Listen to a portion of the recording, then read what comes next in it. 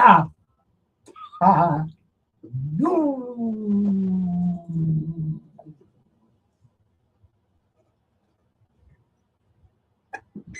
This is my real. Beloved, compliments to the season. We are at that time of year. So let me express my sincere gratitude for allowing me yet another Tuesday afternoon of information and enlightenment. Naturally and deliciously flavored by Amsha ice cream. Beloved, I should be telling you, not that you forget, but because it is my duty.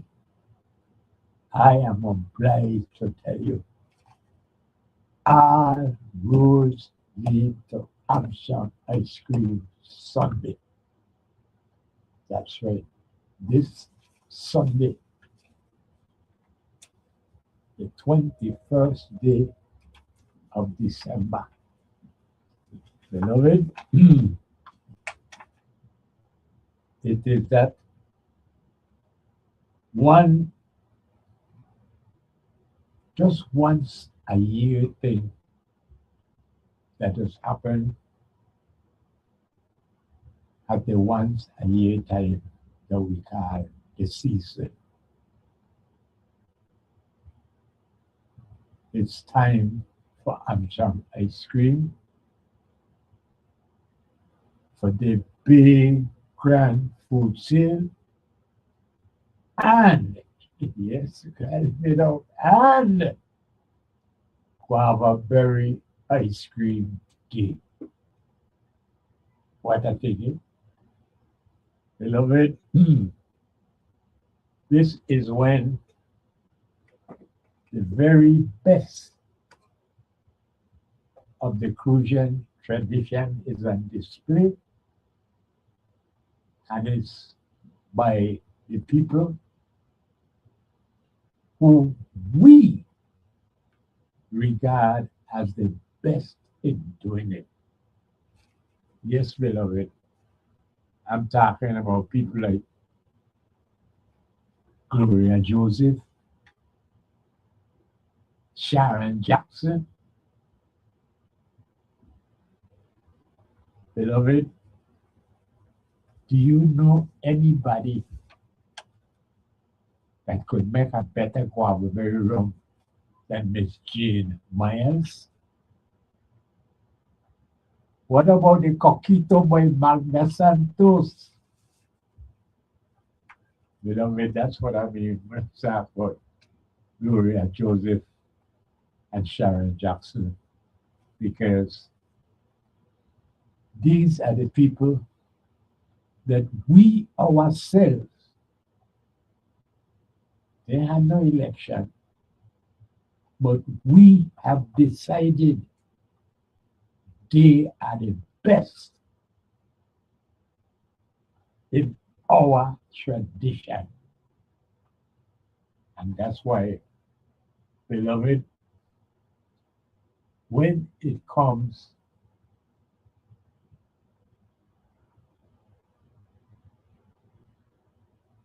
to the very, very best tradition that, I mean, we could brag and boast and jump up and down about it because nobody could go toe to toe with us when it comes to these traditional things.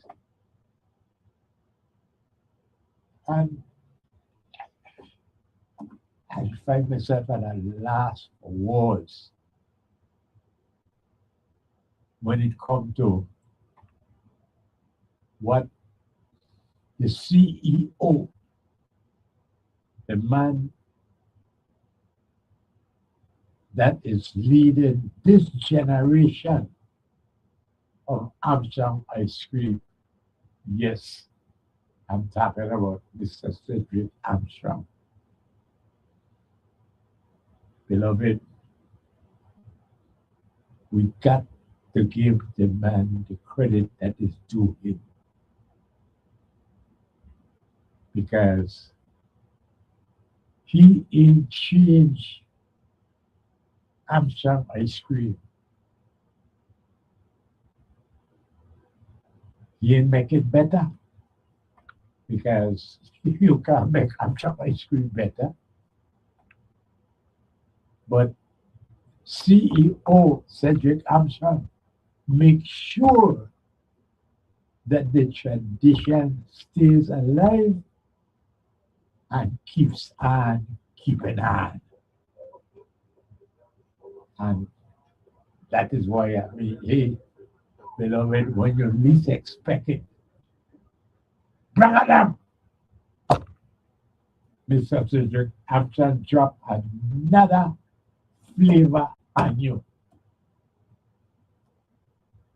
And these are flavors that, beloved, we would have never thought of. But then once we hear it, once we lick the cream, say, Mr. Cedric Armstrong, I got to tip my hat, bend the knee, and bow my waist down to you because you have kept the tradition alive and well. And Lord knows we need somebody like you. Because Lord Harry, the judge, beloved, the kind of misleadership that we've been suffering under, stress would have done long time kill us if we couldn't reach in our freezer to get some ice cream to just restore our soul to life. And all of these things are saying, love it because I just don't have the vocabulary. I don't have the lyrics. I don't have the words to really explain what Sunday represents to all of us. I mean, all our traditional foods, beloved, the traditional desserts, and of course, the one and only guava berry ice cream. Like I just said, when I'm talking about beautiful Aisha and the Prussian history portion, I say, beloved, not even with a black wattle stick, you can beat this Sunday coming here and have some ice cream. Beloved, I could give you the biggest piece of black wattle stick and you still can't beat it. And this is why we say all roads lead to Armstrong ice cream this Sunday. And if nothing else, beloved, you want to be able to say, you were there. Nobody had to tell you. You were there and you participated in the tradition that will for over 100 years. Hear me now, no? Hear me good. For over 100 years, we've been licking the screen to keep stress off of us. Good thoughts, good feelings, good faith, and good hope alive. And beloved, this Sunday is just one more year of us honoring this great tradition. That so you want, you might not like the words I use it. You got better lyrics. Me gonna argue with you, but I don't need a boxing ring to go toe to toe with you or anybody else anywhere else who say they want to compete with Amsham ice cream. I get to laugh because, beloved, this is beyond being drunk. This is you're out of your mind. Amsham ice cream and the traditional grand food sale and guava berry ice cream day that will be taking place this Sunday to kick off the Christmas as we always do. Beloved, from 11 o'clock this Sunday morning until 6 o'clock in the evening. In but one place to be.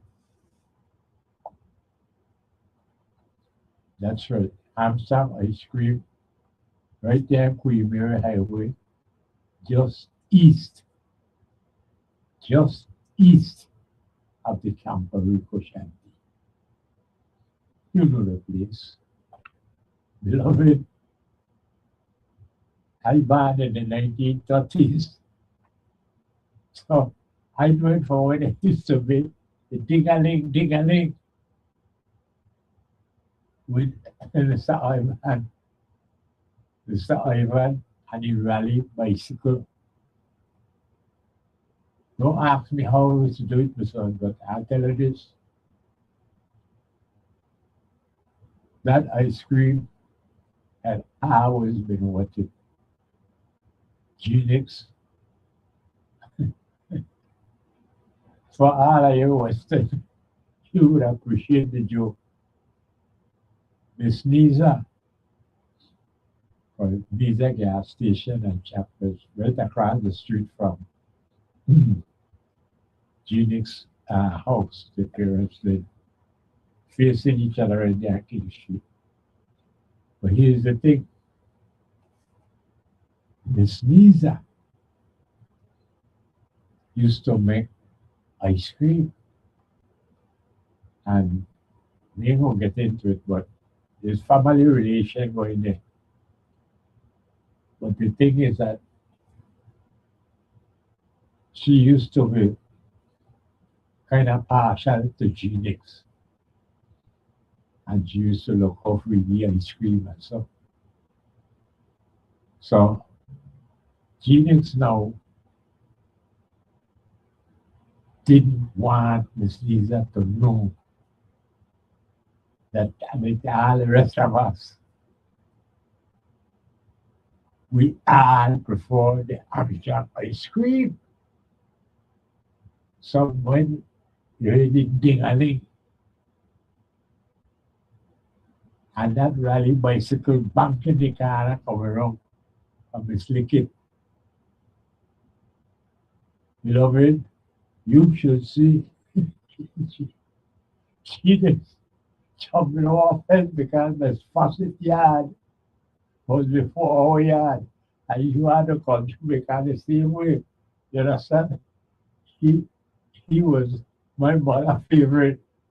But the thing with my mother is the brown soda with the Caesar ice cream. With my mother was a brown soda. But Genius was, hey, all I can tell you is, beloved, it's Christmas time. It's a season. It is all we grew up with. And I just reminiscing on how things used to be.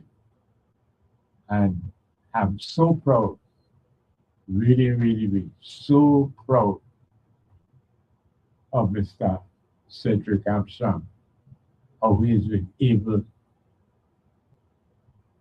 to extend the Armstrong ice cream tradition. And talk about improve it. You can improve the ice cream. Because that's the point. Making more ice cream you bring from weight. You understand? You cannot tap Armstrong ice cream. So we're not even argue about that one. He was trying to make it better. He was just making sure that the tradition was extended and continued to be, well, at the heart of Crucian. I don't know what else to say, what kind of lyrics is there, but it's the backbone of the soul that I would call that thing that make us different from everybody else. And that's how I feel about Sacred. And it was just me that's why, hey, beloved, this island Europeans and Ireland fight over this 84 square mile island, you know. So to be named the Garden of the West Indies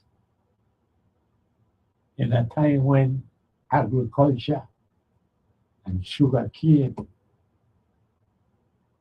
was a thing. I mean, and yet this little island, this 84 square mile island, went toe to toe with Barbados and Jamaica when it comes to Muscovado sugar.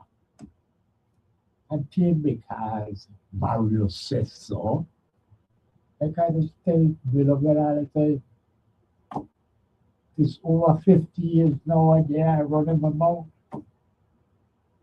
Nobody even threatened to carry the court but saying untrue. We got no reason to lie about saying we got too much history, too much tradition. And that's why we are here now telling you that all roads lead to Amsterdam ice cream this Sunday because this is what makes St. Croix what it is. Yes, go all over this planet, they call the world. And when you come back, you will still agree with me. Mario, you're right, you know. He ain't got no cream. I would rather lick that Amsterdam ice cream. That is the cream you want to lick. And again, beloved, it's the rich history that we have. And the Amsterdam ice cream is like the icing. That's what we call it. That icing, the icing. Just like we don't say fishing, we say fishing in. Whereas the icing in that make this 84 square mile island so special. That's the icing on this cake here. Amsterdam ice cream. And beloved, It's this Sunday. You don't want to miss it. Make sure you get your portion of guava berry ice cream. Because yes, you want to have the guava berry ice cream this Sunday, but you want to have some in your freezer. As this is just once a year, Feel like you go any day that you feel like it, you could just go up to after ice cream and say, I want, I want some guava berry ice cream. No, you got to get that Sunday. So make sure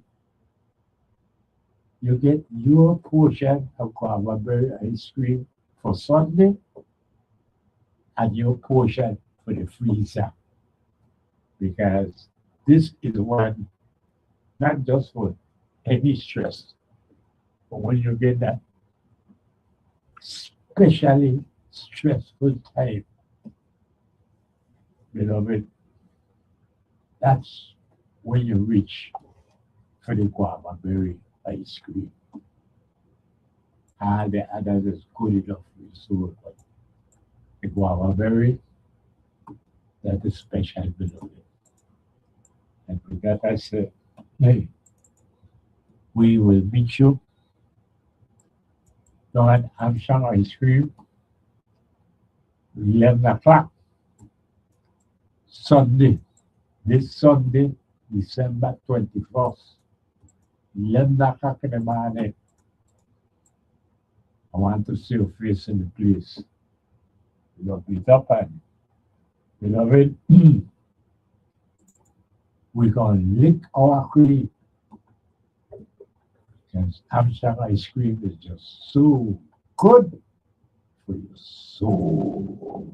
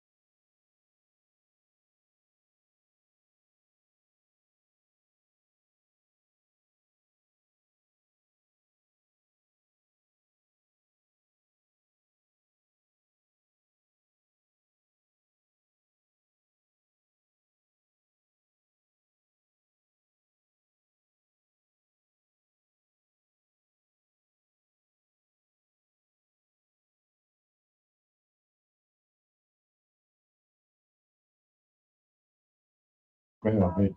And yes, indeed, we know what sun is all about, but we need to spend a little time talking about our history, particularly the history of St. John, the smallest of our populated islands, St. John. But beloved, being honest, candid, and straightforward as I always try to be, I said to you that this lingered in my consciousness from last week, Tuesday, when Lorelei Monsanto uh, gave the correct answer to our Crucian history question. Well,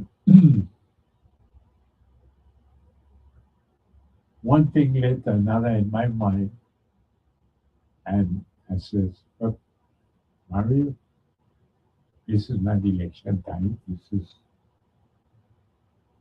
no prohibition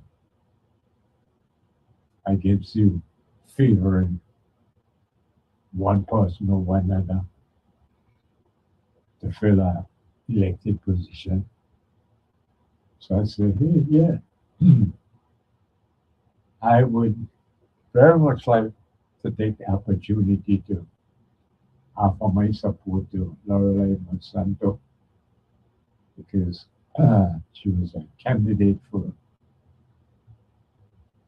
the one at-large position in our 15-member legislature.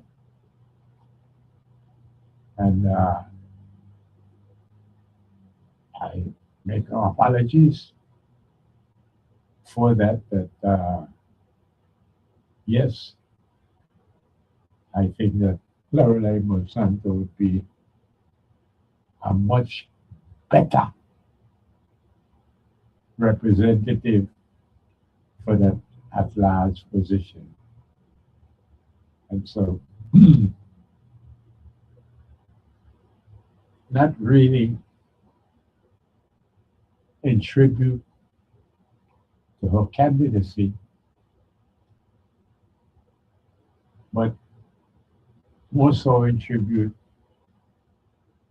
to her legendary father, Winston Monsanto, who greeted us last Tuesday as well. But beloved, like I said, it lingered in my consciousness that for whatever the reason, I guess it's the same reason why our good friend misleaders suppress our history generally. Suppose it's the same reason why they suppress the history of St. John. Because, beloved, while most of us, well, particularly them and those of us with our African consciousness alive and well,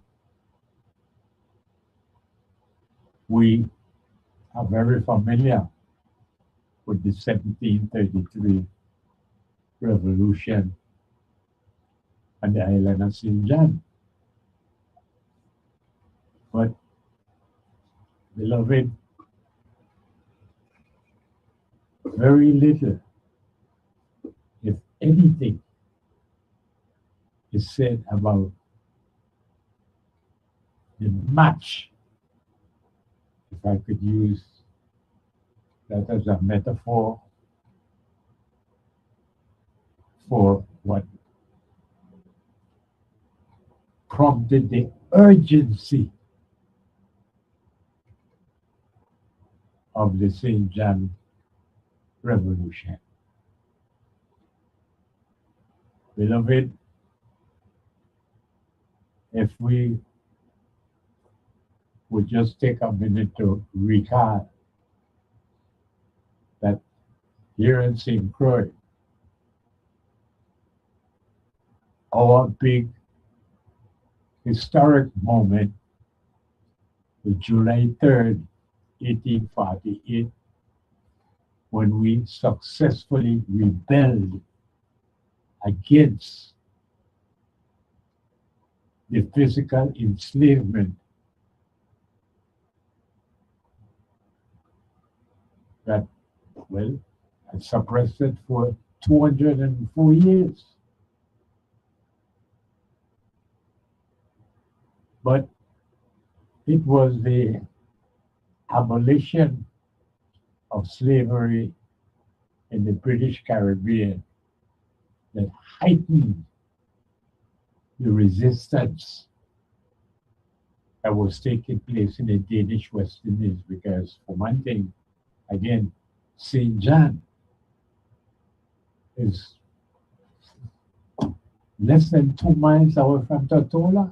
I mean, yes, a good swimmer could swim from St. John to Tortola, which is swimming from physical enslavement in the Danish West Indies to the abolition of physical enslavement in Tortola, British Virgin Islands. And I mean, they try to make Van Schoten such a friend of ours and whatnot, but beloved, he had warships patrolling the waters around the Danish West Indies with orders to shoot to kill all them and those who would make kind of what you see how people have come up with ingenious methods of escaping places like Haiti,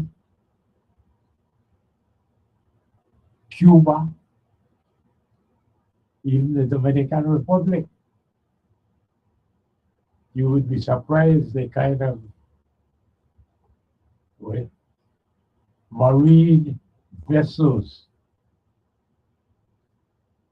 that the urge for freedom will contrive. I mean, from the crudest of raft to something that is patched together with, you know, the chains of a bicycle that you could push and pedal on a raft to actually,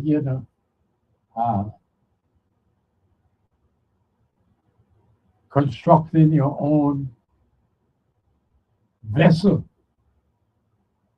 to tread the waters. Because, beloved, it wasn't just the British West Indies, but we here at St. Croix, our ancestors at least, would make it to Puerto Rico. And in Puerto Rico, they actually escaped slavery because the Catholic Church would say that, hey, once they have accepted the Roman Catholic religion, it is their duty to protect you from the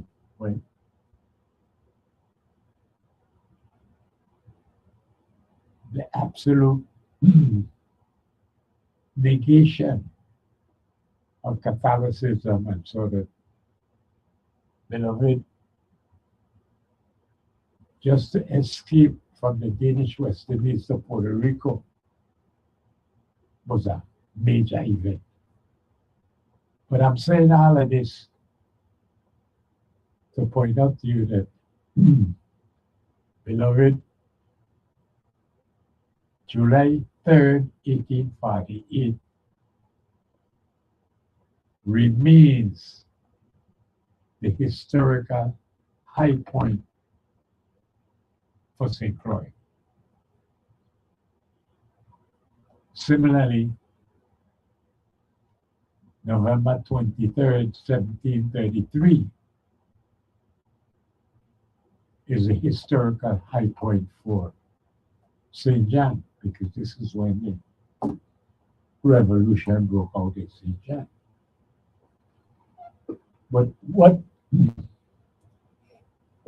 I would like to make mention of, if you would allow,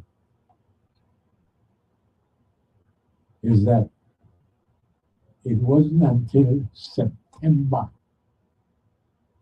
of 1847 that the urgency was attached to our resistance here on St. Croix. Our ancestors saw it as a match that ignited the fire of rebellion when the Danish government said in September of 1847, September month 1847, this is the year before July 3rd, 1848. The Danish proclamation was, as of that day, all born in the Danish West Indies are born free. And all adults would be free in 12 years. That was the proclamation, September 1847. All born in the Danish West Indies are free. But adults would not be free for another 12 years. Well, our ancestors saw that as the match that ignited the fire of resistance. And that is where leaders like Admiral Martin King and General Boudreau stepped forward to lead our ancestors to a successfully planned rebellion that took place July 3rd, 1848. Point I'm trying to make is that, beloved, it was that proclamation that the Danish government made in September of 1847 that was really the match that light fire to our resistance becoming a successful rebellion. Well, beloved, a similar situation took place in St. John. And yet, most of us are ignorant. We don't know about it. And as always, are good for mislead us. For reasons of their own, they don't make any effort to expose us to the history of resistance and rebellion that our ancestors made in these islands that, well, there was the Danish West Indies. Beloved,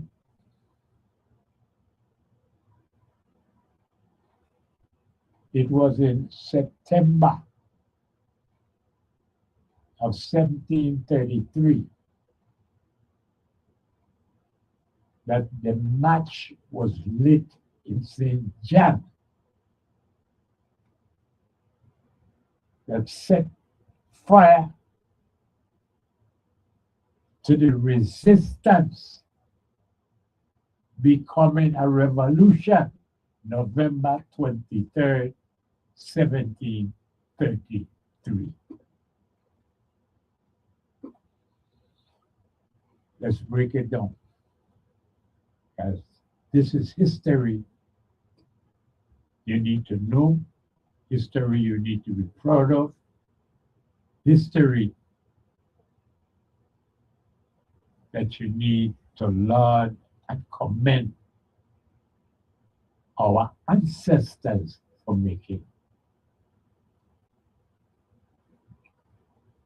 Beloved, most of us are aware that yes, there was a revolution in St. John, 1733. But how many of us are aware of what happened in September of 1733? And peculiar as it seems, it was the same kind of urgency like we got in September of 1847 when we were told that, hey, everybody born would be free, but it would be 12 more years before adults would be free. I'm talking about that kind of match lighting the rebellion. Well, beloved, how is it that we don't hear about what we should recognize as the Gardelin Code? Yes, the Gardelin Code. What is that? Well, beloved, it was the equivalent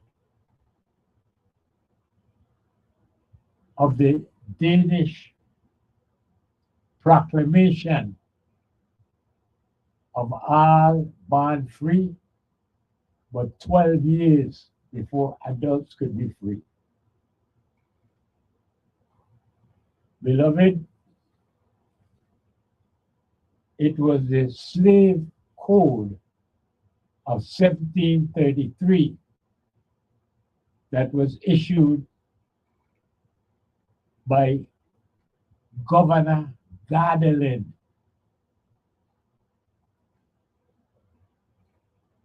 And for some reason, we don't get to learn about this history. And as much as we, well, would like to know, so that we could commemorate and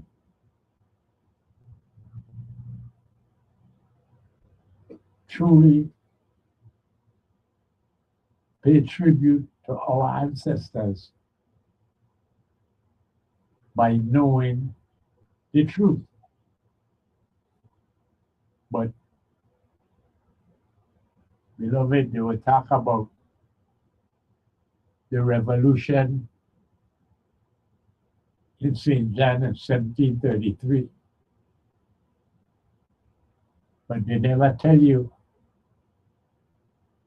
about the code that was issued by Governor Gardelin in 1733. The slave code that was issued that September.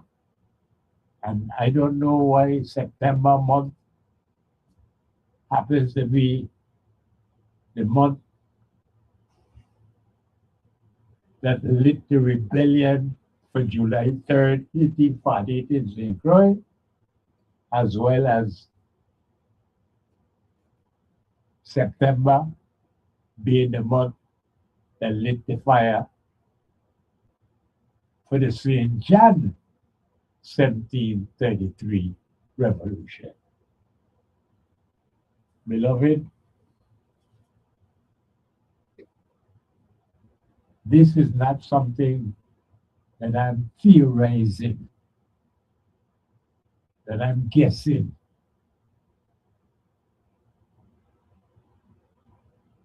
This is the history that our ancestors made and left for us to be inspired by. And our good for nothing misleaders make sure that we don't get the inspiration because they hide the history, they hide the truth.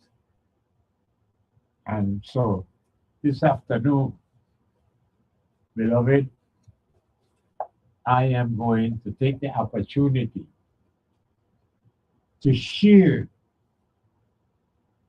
the Gardelin Slave Code of 1733 with you. This was issued in September 1733. 2 months later, our ancestors in St. John said, enough is enough. And the revolution was on. Let me share the 8 articles of the 1733 Code. Pay attention, because this is not my imagination. This is the history. Our ancestors in St. John have contributed to our consciousness that continues to sleep through some of the richest history anywhere in this Caribbean region. So here we go, beloved. I am sharing with you the 8 articles of the Gardelin Slave Code of 1733. It was issued September 1733. Number 1. Any slave who raised his hand to hit a white person would be pinched 3 times with a hot iron, and additionally lose the offending hand or be hung as preferred by the offended white.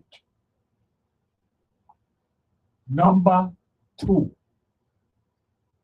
The testimony of any reputable white person was sufficient evidence of the guilt of a slave.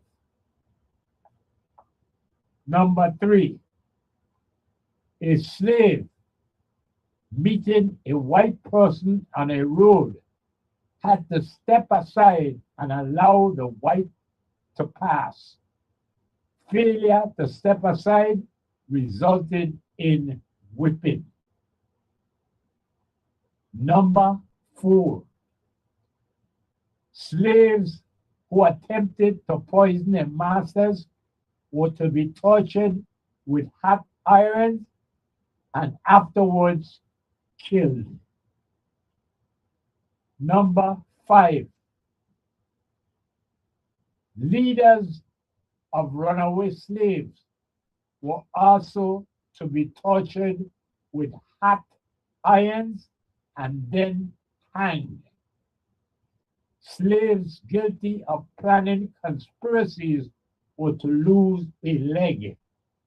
But if the owners requested leniency, as owners were inclined to do in order to preserve the slave's ability to work, the punishment was reduced to 150 lashes and the loss of both ears. Number 6, slaves who did not report conspiracy plans they knew of were to be branded on their foreheads and receive 100 lashes. Number 7, free Negroes who harbored slaves or thieves or in any way involved in runaway plots were to be flogged, deprived of their property, and sold into slavery. Number 8, informants of any plots were to be given cash awards and their secrecy would be protected. Those, beloved, were the 8 articles of the Gathering Slave Code of 1733, issued in September of that year. And as we all now know, just 2 months after the issuance of this slave code, our ancestors in St. John revolted on November 23rd, 1733.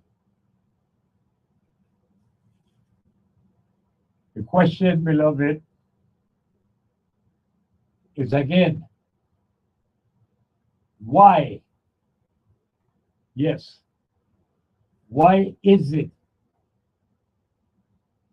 that our good for not misleaders, the ones we elect to represent us, why is it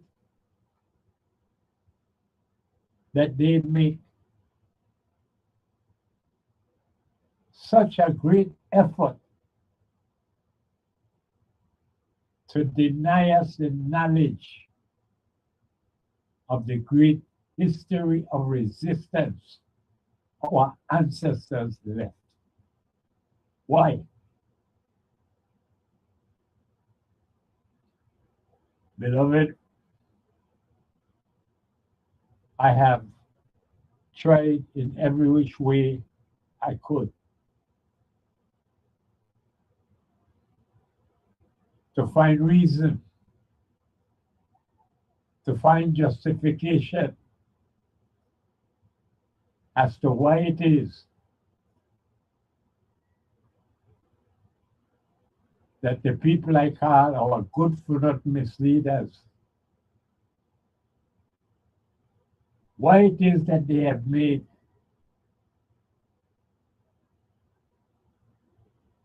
such efforts over such a long period of time to deny us the truth of the resistance our ancestors made to the enslavement. Because, beloved,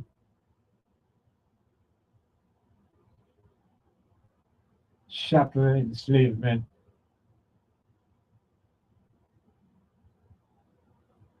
was the most odious, the most barbaric, the most inhumane system that mankind has ever known.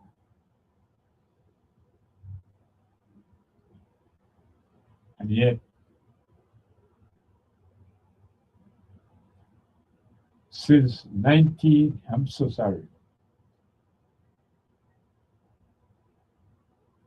I want to say that since Senator Delbert Bryant successfully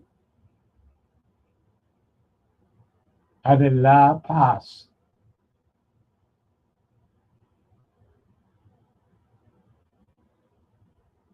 that required that Virgin Islands history and basic Caribbean history shall be taught in our schools.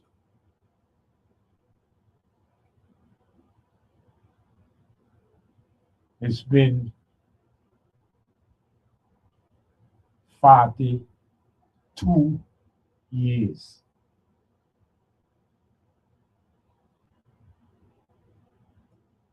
42 years since this law is in the books.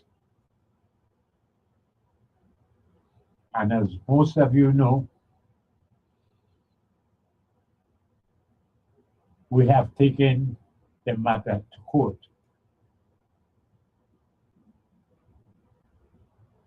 And it is yet to be resolved.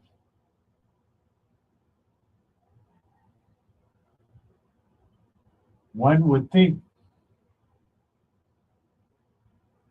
this not to be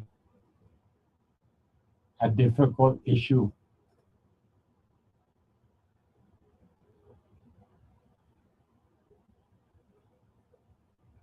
To implement. I mean, how difficult is it to just simply teach your own students, your own children? How difficult could it be to teach them their own history? Teach them who they are. Yet, here we are, beloved, from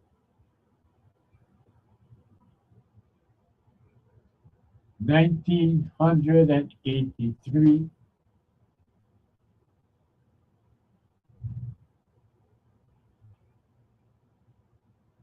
42 years ago, we are still trying to grasp, to comprehend. Why is it that our own leaders are denying us the knowledge of our own history? Why? But, beloved, this is where we find ourselves today. That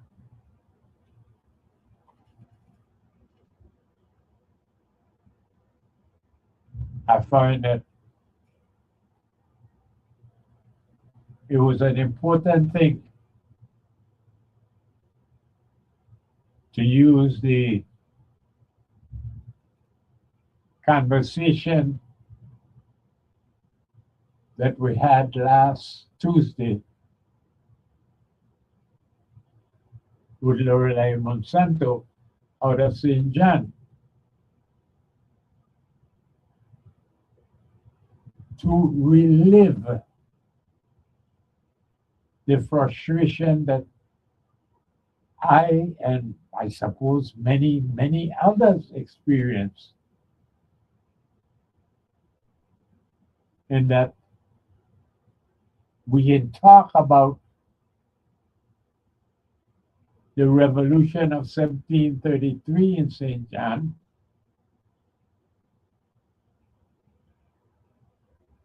but somehow we are hesitant, we are reluctant, and so we just simply refuse to declare that, yes, the match that ignited the urgency to the 1733 revolution in St. John was nothing other than the Gardelin Slave Code of 1733 that had been issued just 2 months earlier.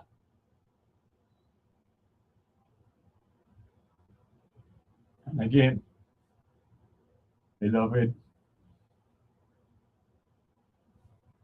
not a word.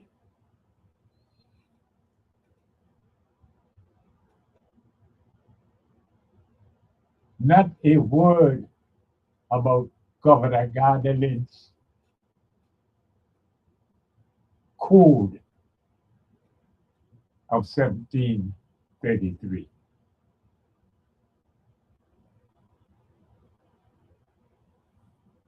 And so, too many of us, way too many of us, are unfamiliar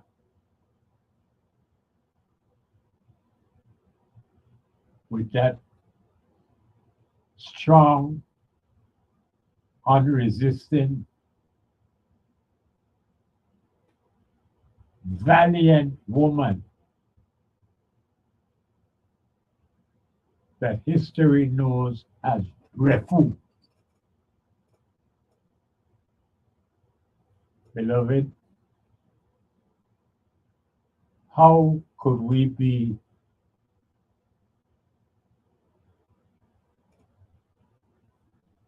so despicable in our attitude towards our own ancestors? Beloved, depending on which version of the revolution you're exposed to,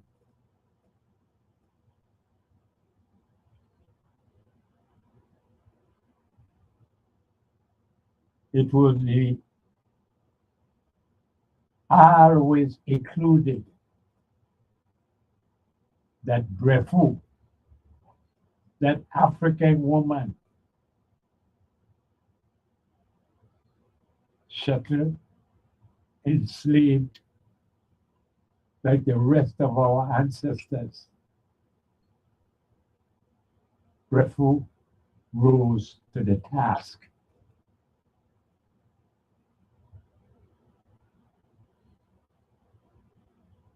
And she went down in our history as a leader of the St. John Revolution of 1733. Brefu.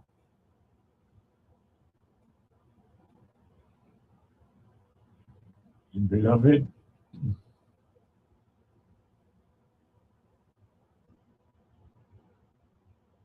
we are as docile and domesticated as the pets that Many white people have in their homes today and sometimes share the legend with, so that even learning of these historic events, beloved, uh, we fall short of paying tribute.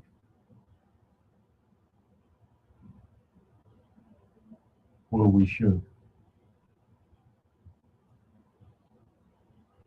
And here we are, beloved, now, and which Lord have it in church. Beloved, I hope I have not given the impression that we're not going to have Crucian history today. My bad. And so I'm interrupting myself here because it just occurred to me, beloved, I did not mention it. And I always try to. So let me take this opportunity and slip it in right here now. Yes, beloved. Beautiful Aisha will be taking center stage as always uh, at 3:30. We'll be having our Crucian history question where I will be asking a Crucian history question, and the correct answer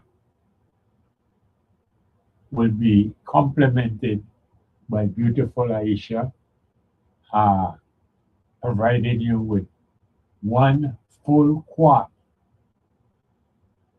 of Amsham ice cream of your favorite flavor. So it was my bad. I mind so much on these other things that there's no other way to say, I forgot to mention that yes, the Crucian history question is still a part of the program and will most definitely be on today at 2:30. So let me get back to it and point out, beloved, yes, indeed, we have uh, well, just neglected to well, keep the pressure on, continue to insist that yes, we want our history. And this is where we are now, beloved, because when you get a better understanding of the relationship between the Danish West Indies purchasing St. Croix from the French West Indies and it not taking place until 1735, even though many of us think it happened in 1733. Well, beloved, in May, the month of May 1733, the Danish government agreed to purchase the 84 square mile island of St. Croix from the French West Indies for the sum of 750,000 livres.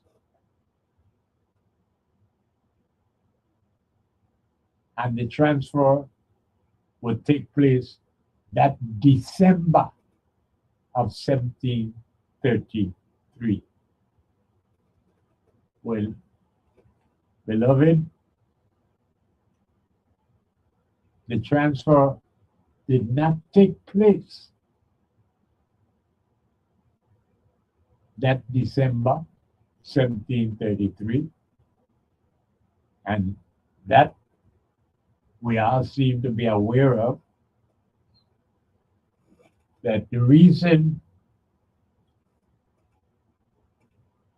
being that in November 23rd to be exact, a revolution took place on the island of St. John.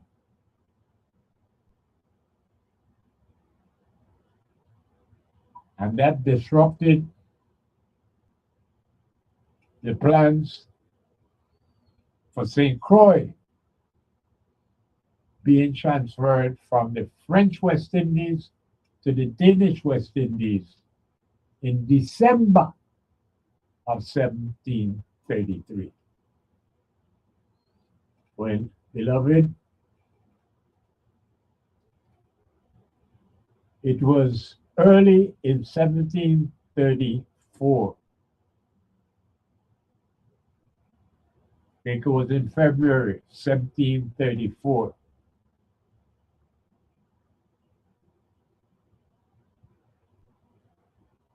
That the disagreement was made public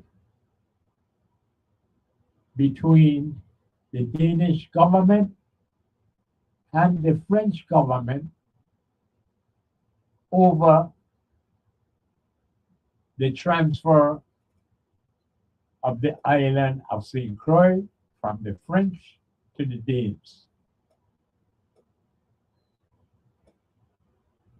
The French insisted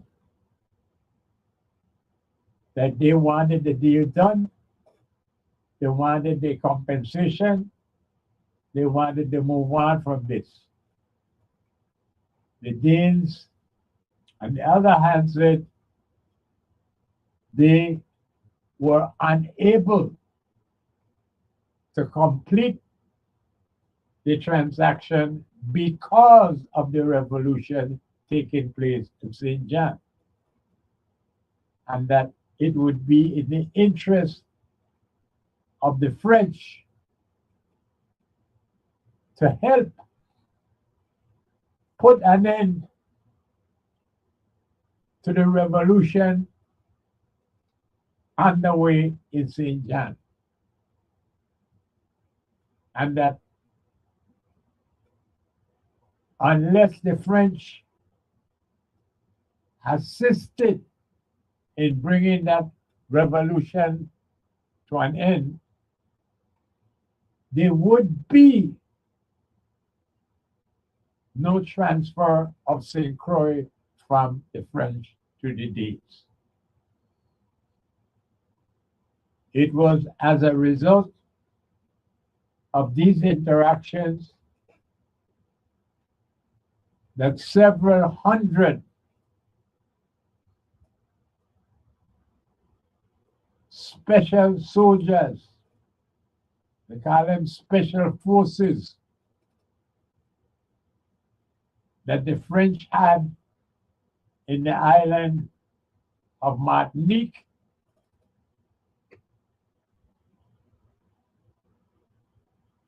it was agreed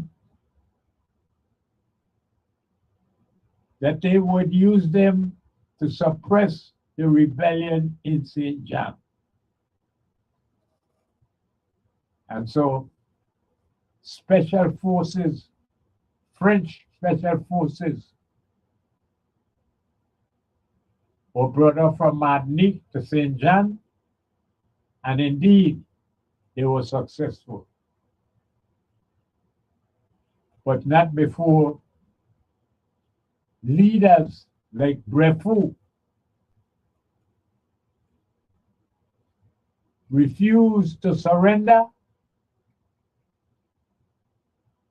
and instead chose to take their own lives rather than to return to the barbaric hands of the slave owners. And so in May of 1734, the French Special Forces had been successful, and the revolution in St. John brought to a close.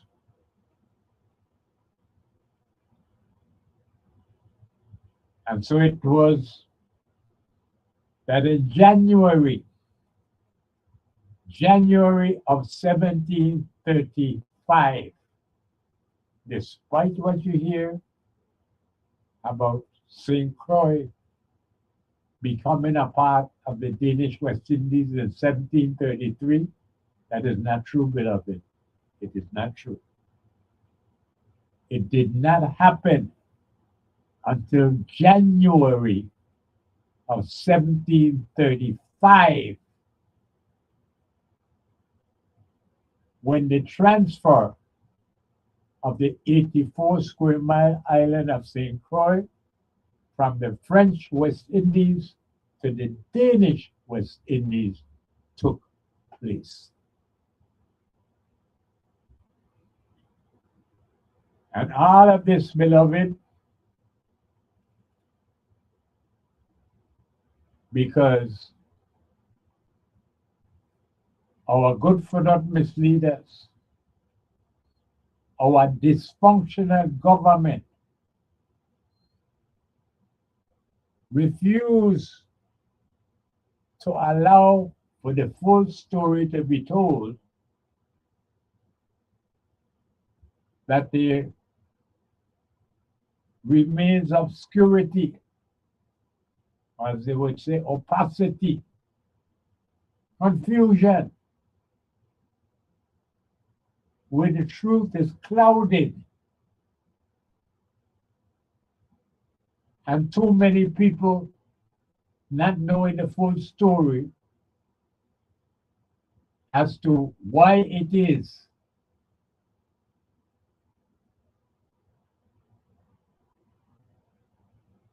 that in November 23rd of 1733, there was such an urgency to the revolution.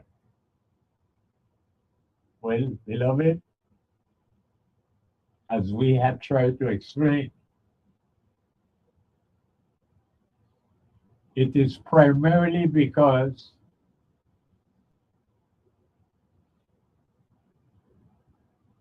the true history of the Gardelin Slave Code of 1733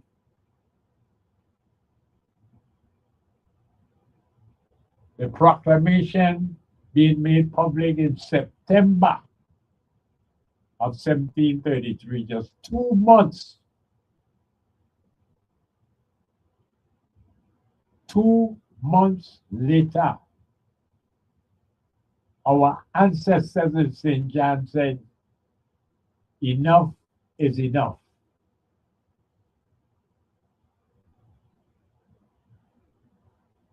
And the slave code of 1733 was as barbaric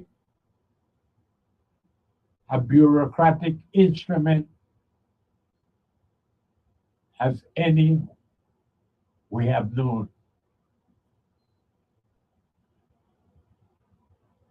But it was to such an extreme that our ancestors in St. John just simply said,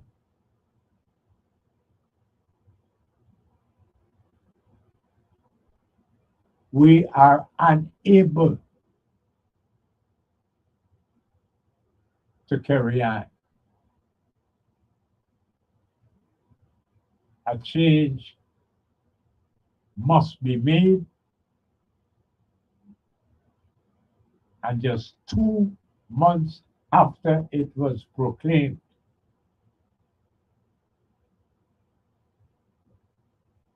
Our ancestors in St. John rebelled against the Gatlin Slave Code of 1733.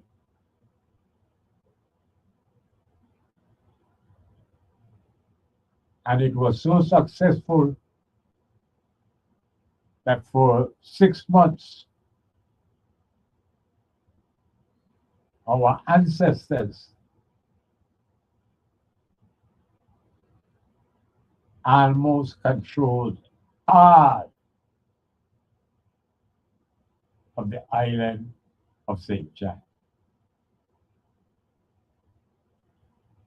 But it was not to be, because the special forces that the French were able to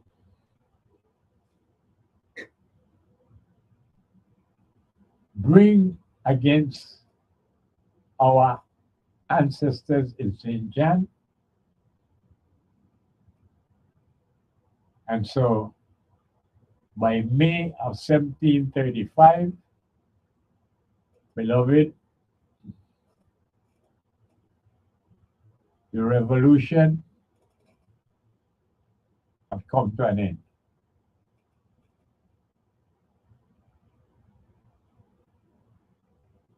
And somehow, as rich as the history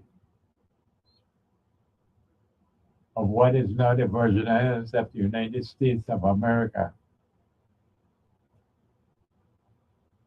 we are yet unable to give a rational explanation as to why our good for nothing misleaders refuse to have Port Bryan's law implemented. Beloved, you would think that these good for nothing misleaders are people from a different island, a different country, a different planet even. But no, our good for nothing misleaders that we ourselves elect every 2 years.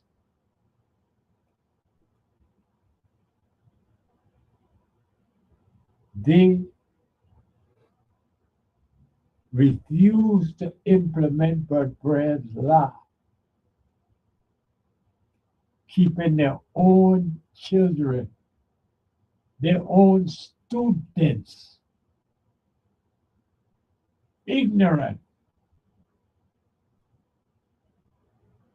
of the rich history and the history of resistance of all our ancestors here in these islands. And beloved, we continue, yes, we continue to struggle to have our history taught to our students. And beloved, it is now in the courts. And yet,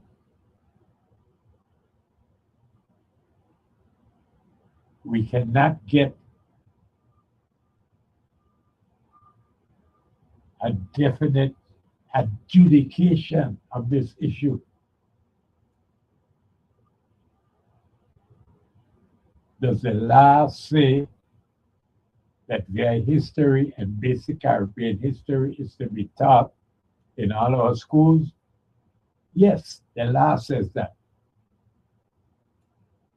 So why for 42 years now.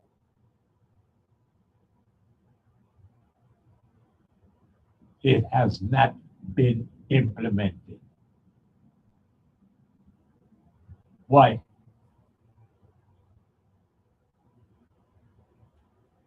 And that's where we sit, beloved. Unable to provide a rational explanation as to why it is that our history, despite Board Brian's law, why is it that our history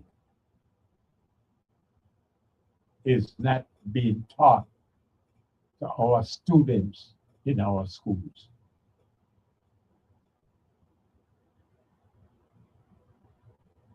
Very, very difficult to comprehend. How do you assimilate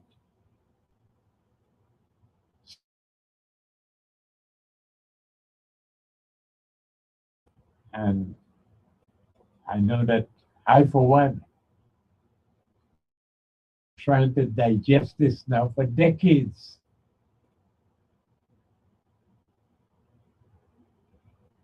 And because I don't want to come to the conclusion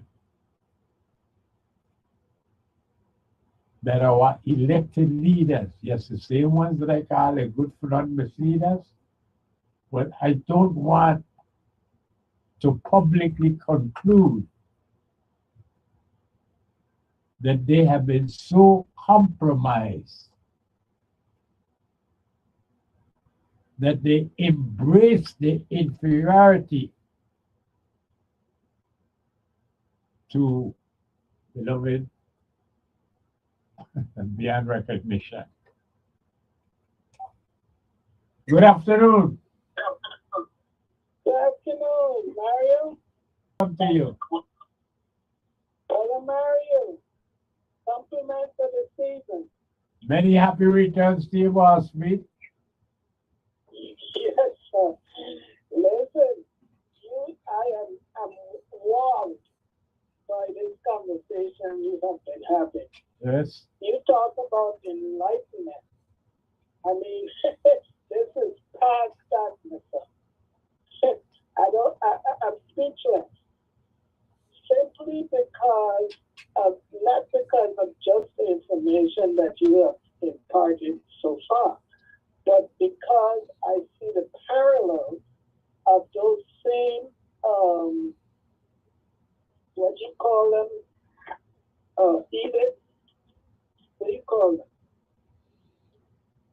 them? I don't know. The articles, the eight. Oh. The slave They call it the slave code. There is eight articles of the slave code of Governor Gardelin. He was the governor of the Danish West Indies at the time, which was just St. Thomas and St. John. Because right. and this is the time when they are trying to acquire St. Croix. St. Croix, yes. And then because of the slave codes, you get the revolution at St. John, and St. Croix, cannot be transferred because the Danes said they're not going to pay unless the French help them bring the revolution to an end. Right. Now, these articles that you read, yes. I don't know if you can contrast and see the parallel of these same type of articles that were implemented in the USA, especially after Reconstruction. Yes. All of these, remember Emmett Till, just for whistling at a white woman? But of course, right? Yes, in Mississippi. Yes, again, I agree wholeheartedly with you because really there might be a different flags at different times, but they are of the same European frame of mind towards the Right. African people, you know, and Yes. that is what is so, you know, well, it suffocates my consciousness to accept Mm. that our leaders could think ourselves to be so inferior that they would not even allow for the teaching of our history. Lord, Harry the Church. Well, you know, it's not just the fact that we're no longer under chattel enslavement. It's the mental enslavement that has got us Yes, to where we are now. yes, Because I have a personal experience that I had in the late 1980s, where a family friend of ours invited us to a family reunion down in Alabama. yeah, yeah, So we got a family group of people in several cars and drove down to Alabama. We went into a grocery store, and my friend from this family that invited us opened the door for me to go in. yeah. And just then, this white man walked up to the door, and I, coming from the Virgin Islands of New York, I walked right in. Yeah. And the look of fear on my friend's face when this white man looked at him, right? Because I walked in ahead of him. In other words, I was supposed to step back and let this white man walk through. Right. But I didn't know that. I didn't know that. We could have both got hung or something. Yes, Being down there. yes. That's how it happens. Yes, it's alive and well. Yeah, Still, it's the mental enslavement, Mary, yeah. that has got us to where we are today. Now, I just want to change the topic a little bit because I am very upset. And the reason that I'm upset is because of the food fair at Armstrong Ice Cream. For the first time in the last decade, I am not going to be able to get anything from there because there is no way for me to get my stuff. I can order it, I can pay for it, but for it to be picked up, no. So I am going to miss it this year. And I'm hoping that next year they will have a delivery service for people who are elderly and homebound. Because we also want to make some ice cream. You leave me speechless. And I say, Cedric, let me be respectful. Mr. Armstrong, Yes. I hope you are listening as you usually do. And you're hearing this plea here from one of ours, my generation for certain. And Yes. Mr. Armstrong, I don't know if it is too late. We still got a few days. But it's sad, Mr. Armstrong, and I'm sure you share that sentiment with me as you're hearing it, that certain members of our community, distinguished members, because of the seniority, are unable to participate. Ms. Armstrong, I know you don't want that. And so I am appealing to you to see what you can do between now and Sunday, Mr. Armstrong. I know it's, yes, difficult, it's a short time, and so on and so on. But again, the tradition, Mr. Armstrong, you have Not put, only that, Mario. I know Cedric before Cedric know himself. well, same here. Because Miss Irene and my mother were commodities. you are familiar with that country, Comado, right? Comado, of course. I've served with the same generation, 1930s. Yes. And I was so proud of myself when they finally allowed me to stow the stew out in the pot on the big coal pot. Yes, Okay? When we was stewing the fruit to make this ice cream. yes. Okay? So I go way back there. I remember the tilling. And Well, I am so well, upset that I can't again, get my I am appealing to Mr. Armstrong, and I know this is unusual, and this is not what we have the radio programs for, to be so personal about it, but this is beyond anything that makes us who we are, Mr. Armstrong. And I'm appealing to you. That's why I'm saying, Mr. Armstrong, you know, you've got to take a look at this, see what you can do about it. The time is short and hard, but the tradition must not suffer because of this slight. And this is all that I'm saying to you. It is a slight that you didn't think about it, Mr. Armstrong, but you're thinking about it now, you know, and who knows, it might cost the business a couple cents here or there to get it done, but I think it's worthwhile to do, Mr. Armstrong. And when we meet up again, maybe even later today, from yeah, you still open when I get down there, and we could chat a little bit and see how we could work this thing out. But again, uh, I I hate, you know, to hear things like this happening to my St. Croix. And please, yes. you know, please, Mr. Armstrong, make every effort for it not to happen to us. Please make every effort. And that's about all I I have to say thank about you it. so much, Brother Mario. I because, thank you. I thank you I'm for very bringing it, upset. making us aware of it, because I'm sure that there are others in a similar situation, and he will realize that. Absolutely. You will realize that. Yes.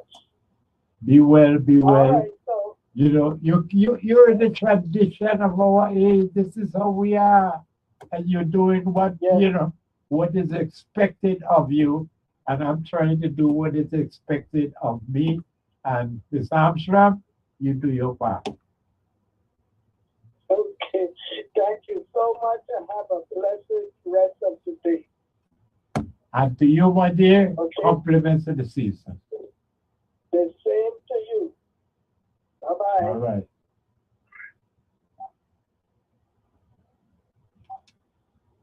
Good afternoon. Yes, sir. How are you today? I am trying to be well. You sound like you are energized. It's something good. Welcome, man. Welcome. Not really. What I'm doing, I'm sitting here trying to go over in my mind the happenings of last week from Thursday right through the weekend.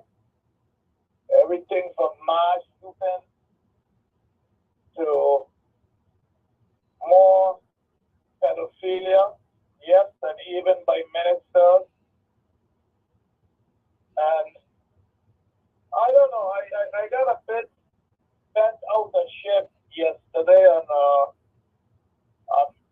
John Baptist show when I was along with him. We were collaborating on what has been happening to have the children so scared to go to school. Children don't want to go to school no more because the teachers that they trusted, the principals, the counselors are now raping them, sodomizing them, pedophiling them.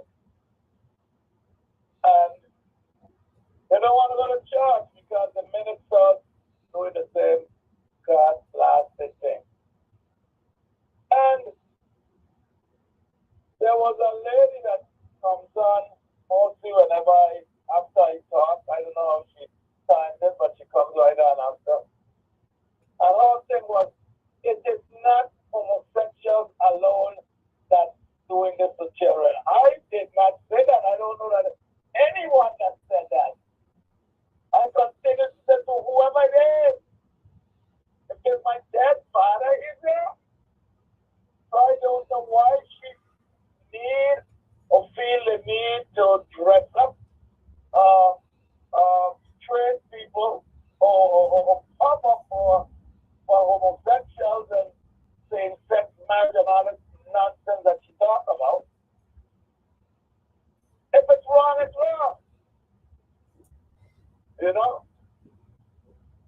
don't know, and I'm not going to stop speaking out about it. The only thing I would say, do not bother none of mine own them. 14 grand, 8 great grand, do not bother them. Because I'm going to take a line in your own hand. You belong to me. I ain't calling the police. For what? Okay, but please, we understand. I feel you and everything, but we are licensed by the federal government, and I think you know as well as we do that there are limits to what we can uh, say on the broadcasting rules. And Well, that's true, listen, Mario. I just said it, so the Fed's doing the same goddamn thing. So, I know, but we're just trying to protect our own as well. At the same time, we understand, we hear you, we feel what you're saying, and everything that you said, I have to agree with what you said. yeah, But I'm just trying to point out that hey, we got our own interest to protect here from the federal government. That they're not yeah, going to look at us the same way they look at somebody else. yeah. Okay, well, let me just go to another subject quickly, if I may. Well, we try to get Okay, real you want quick, me to real call quick. back? Or Yes, please call back. Please call back. Please call back. Yes, yes. yeah, okay. Thank Okay. you, thank you, thank you, thank you. Lick your Yes, cream, sir. beloved, because after my scream is just so good for your soul.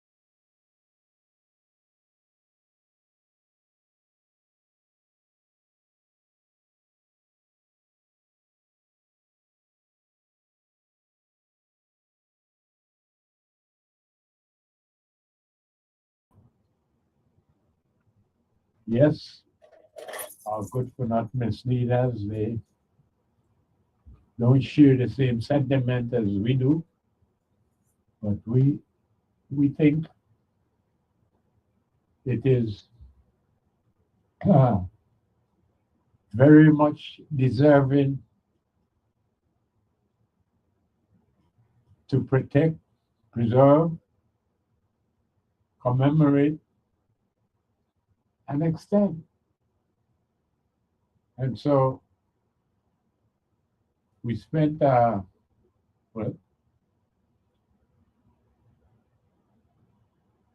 a little time. Some of you might disagree that maybe we spent too much time on it, but we thought that it was very well deserving, and that yes, St. John deserves a recognition, and in this particular case, the connection between St. John and St. Croix, one that was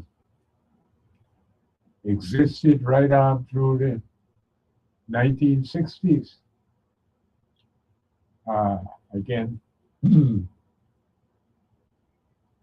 not to become overly political about it, but beloved, you may or may not know that until the popular Doc James and Patrick Williams joined the St. Croix politicians against St. Croix. Well, up until then, St. John had found it in their best interest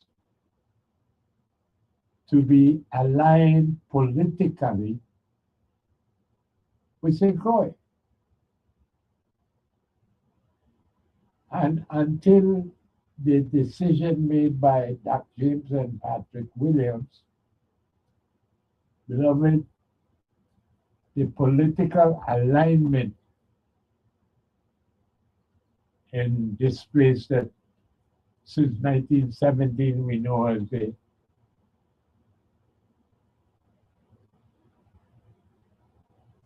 Virgin Islands of the United States of America. Beloved, St. Croix was known as a stronghold of the Democratic Party. And St. John chose to align with the Democratic Party and St. Croix.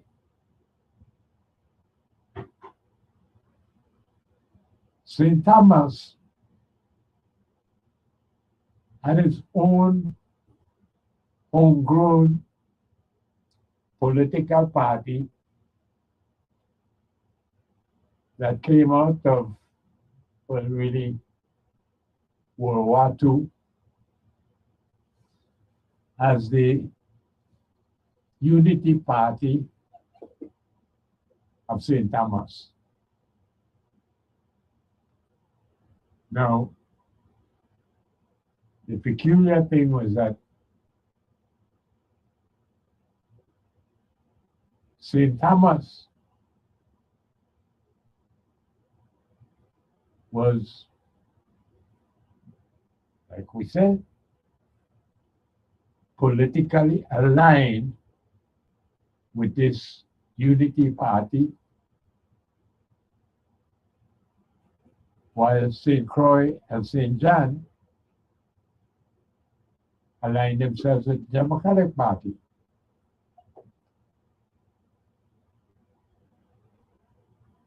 Well,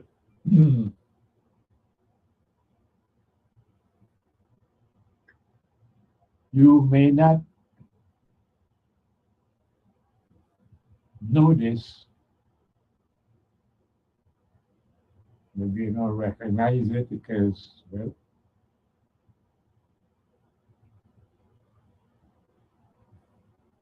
you simply were not of age. But, beloved, I mention it because the alliance between St. John and St. Croix goes back to the 18th century.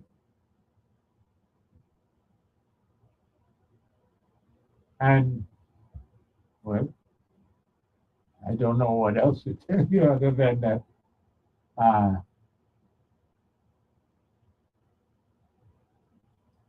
the unexpected development of the popular personality of Doc James and Patrick Williams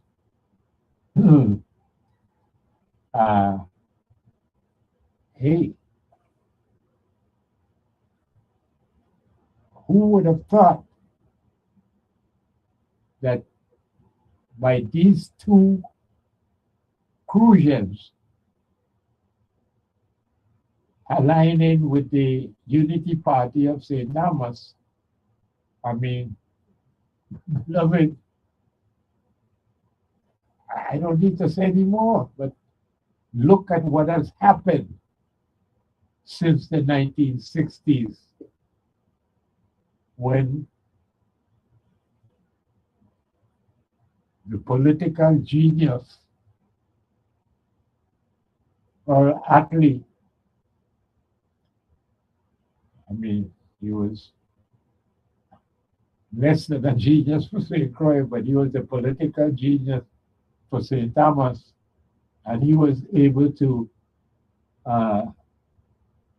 maneuver and navigate the political waters so that by the end of the 1960s, the Democratic Party was really totally captivated by the Unity Party. And so that right up to today, what we know of the Unity Party is dead and gone. But for the older generation like myself, we know that the Democratic Party of today is just the Martin Pessel Unity Party wearing Democratic Party clothes, if we could say that. Good afternoon. Hey, Mario. Welcome back. Welcome.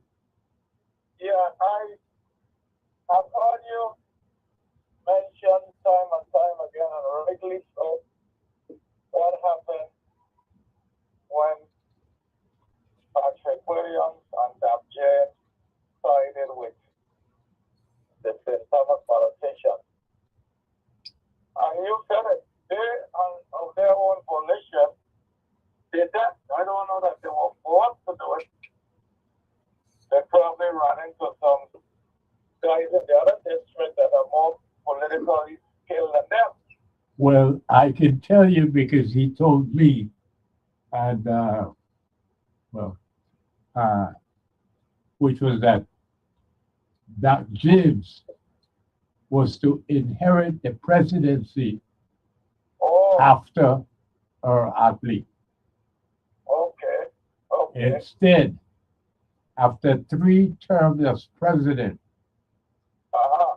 he turned it over to Jack Maduro. Uh-huh. So Had then, Dak James as vice president, okay. telling him that, he would be president the next term. And did it happen? Dak James left politics. So this switching of the power base for his own self-aggrandizement did not work for him or for the people of St. Croix, is what I'm getting. But that's what it is, because Good. Patrick Williams just served the 1 term.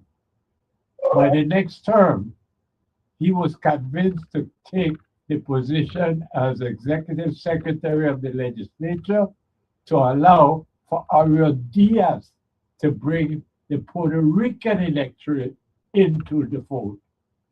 Well, maybe that was a good move. But Patrick Williams, anyway, I was going to say something, but leave it. I was executive director, Joseph B. was, or maybe executive secretary of the legislature. So I was asked by his son one time if I know who Dap James is, not Dap James, but who Patrick Williams was. And of course I said I know. His name is Patrick Williams, and he was a executive director of the legislature, just like me. I mean, I don't know what else I was supposed to know of him that he is greater than I did. But again, this is the way we get caught up in this, in Thomas Force's St. Croix situation until now. Currently, because I would offer what I consider to be sage advice with regard to the power situation in the island, since power production, generation, transmission, and distribution is my forte, and the green notwithstanding. I am made so. How maybe they did nothing when you were hard mess up. So you were hard mother mess up. I don't care. The point I'm trying to make is if you mess up, you mess up no matter what this figure is. They got a guy now. There's the CEO of WAPA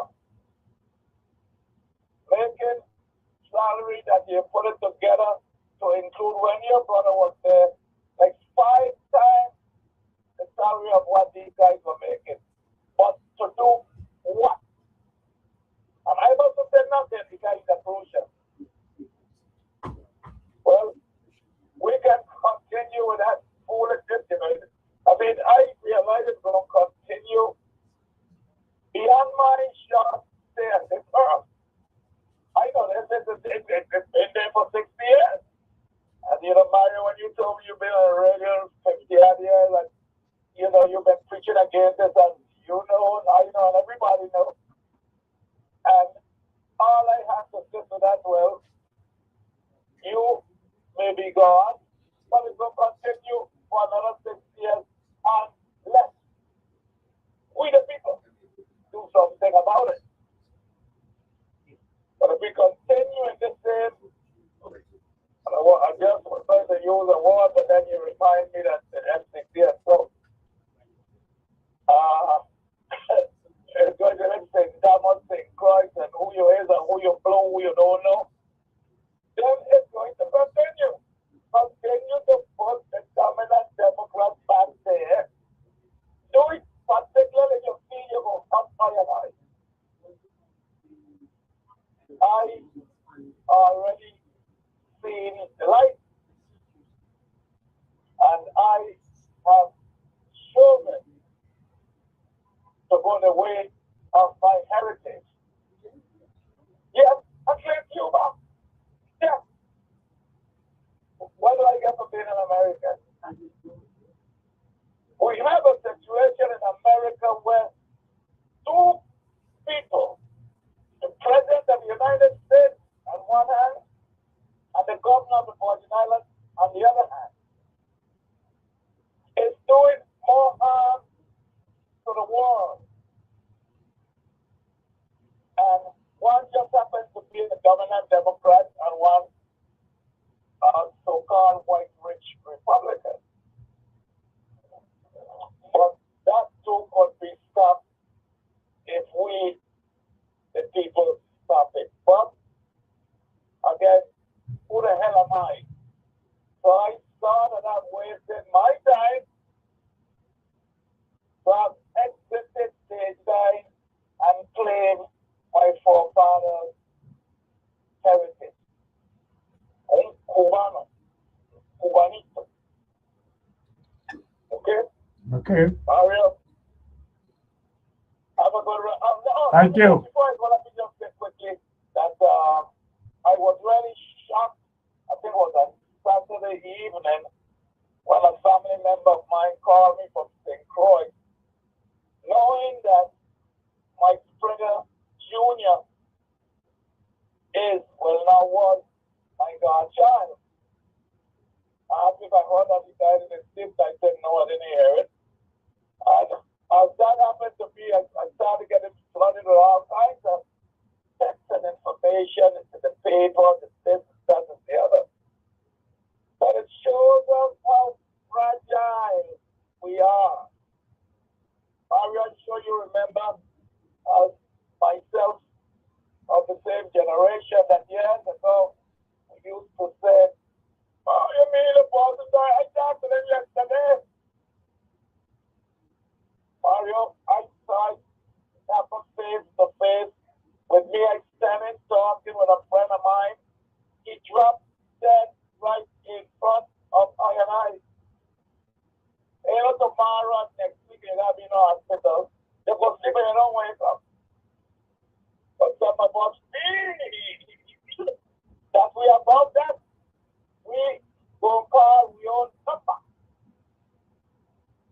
So, for them and those that feel that way, I will not rattle with them, but ask them to continue to feel that way. But don't do no more harm to the children. Thank you, Mario. Thank you, already. Yes, beloved, the politics of these unincorporated islands, well, I think we are all only too familiar with the politics and, well, how we use, misuse, and abuse, and we just look at it as I don't know, I hate to have to say it, but we seem to embrace our status of second class and went to the point of inferiority, and that I don't know, we don't deserve any better. We don't deserve to be, well,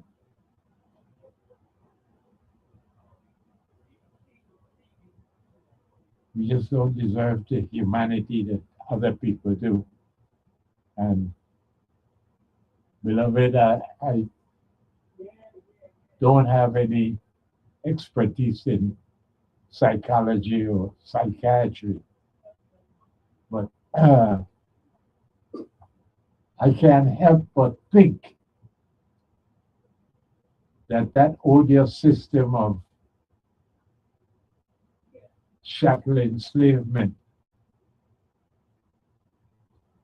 is responsible for a lot of the issues we continue to suffer today. Beloved, that odious system, chattel enslavement, is premised on the humanity of human beings. And if you deprive human beings of the humanity,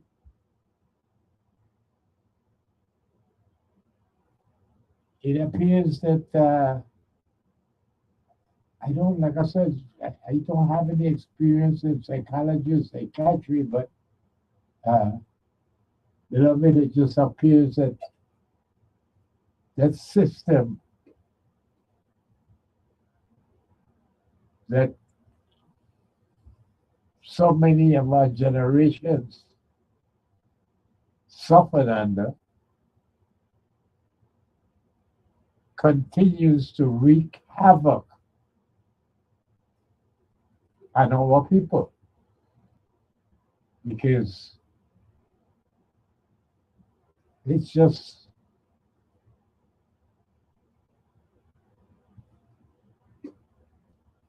simply not possible for me to find any rational explanation as to why it is that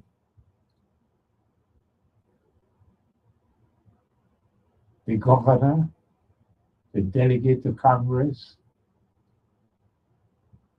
or 15 lawmakers, the senators, beloved, I mean, how do we explain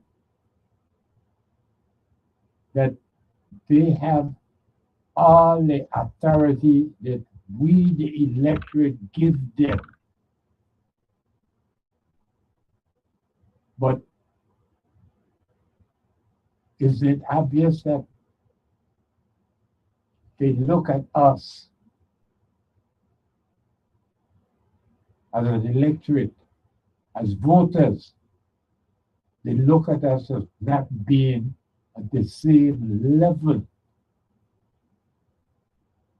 as those superior beings who are our colonizers in Washington, D.C. So that these good-for-nothing misleaders, it's sort of like they see it as their duty. Yes, that it is their duty to ignore our needs,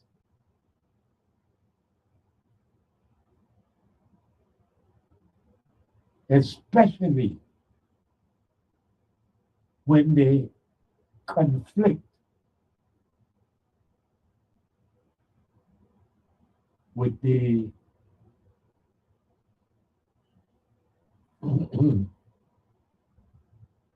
when they're in conflict with our colonizers in Washington, D.C., and so therefore we have to take our position as inferior, secondary, something like that. Good afternoon. Good afternoon.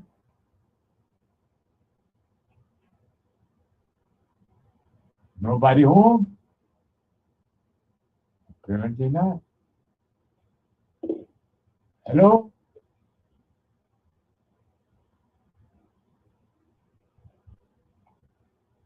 Hello? No. Well, they can always call back. That's,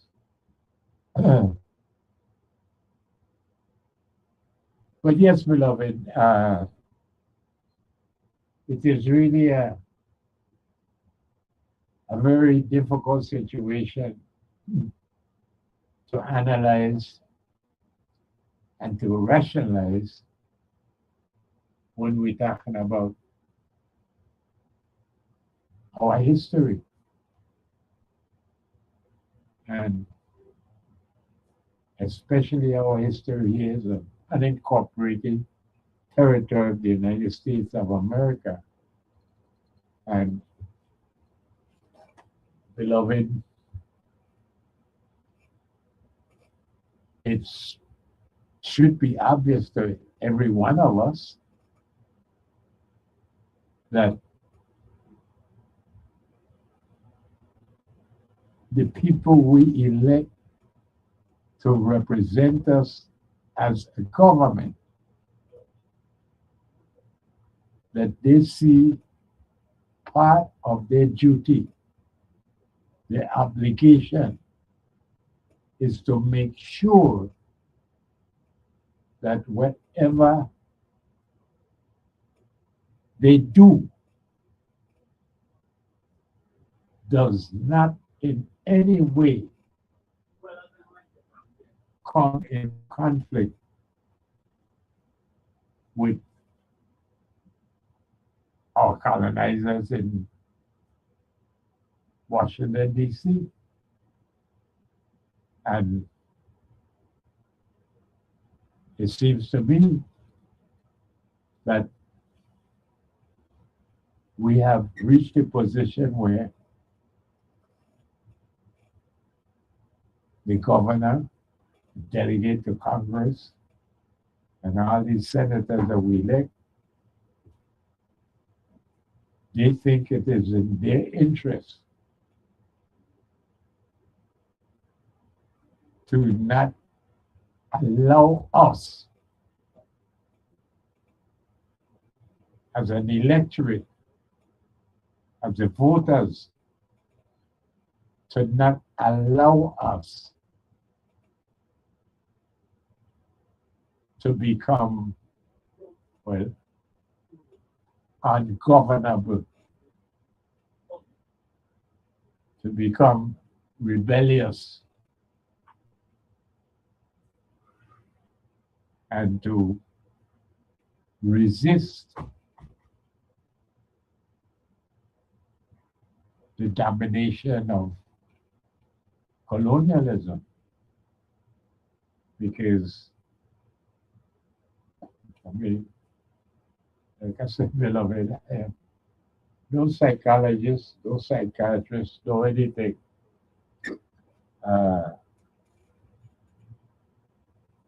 But that's the only rationality that I could find in trying to explain why it is that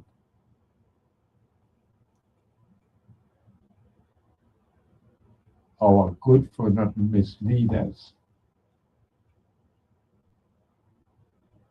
act as if it is their duty to keep us, well, keep us domesticated, keep us controllable, to keep us in line, and allowing us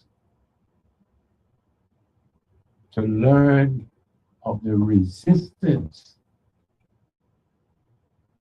that our ancestors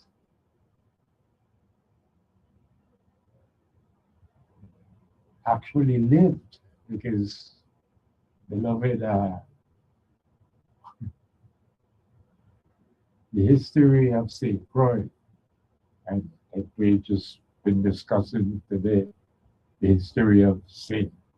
John, like Brefu and others,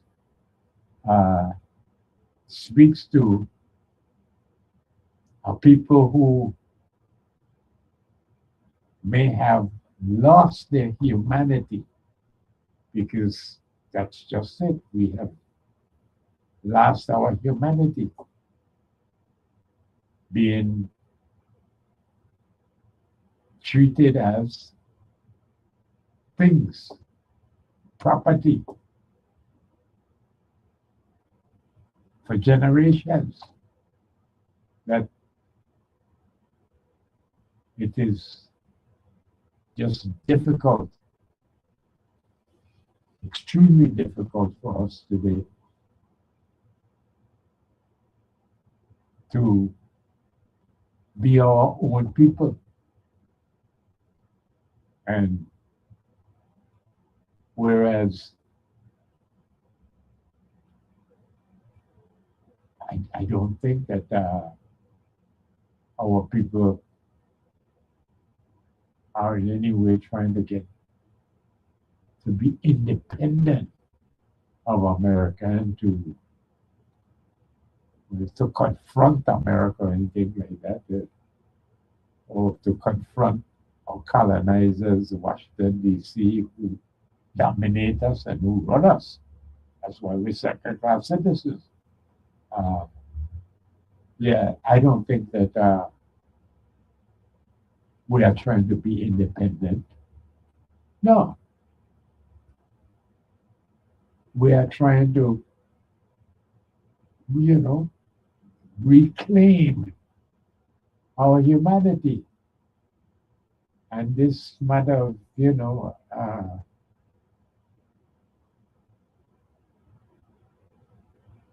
don't know, but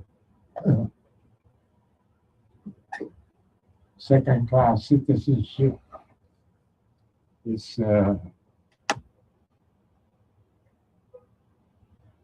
which is an issue that is not delicately handled by our good for nothing leaders, because they simply pretend that it's not there. And it's like where we are now in the court, with our case with the history being taught in schools. Beloved, we don't know where we stand because the court has not given a ruling. It simply pointed out that we have not shown any evidence that the Department of Education and therefore the government of the Virgin Islands refuse to implement the law. Can you imagine that? We have had a whole court case going for over a decade. And this very court, just a year ago, agreed with us that yes, the evidence is there that, hey, they are not implementing the law. But now, when it's time to adjudicate the matter, somehow the court says we did not present the evidence. But we're at the top of the hour, beloved, so hey, it's a good thing that we are able to lick our cream, because that sugar ice cream is just so good for your soul.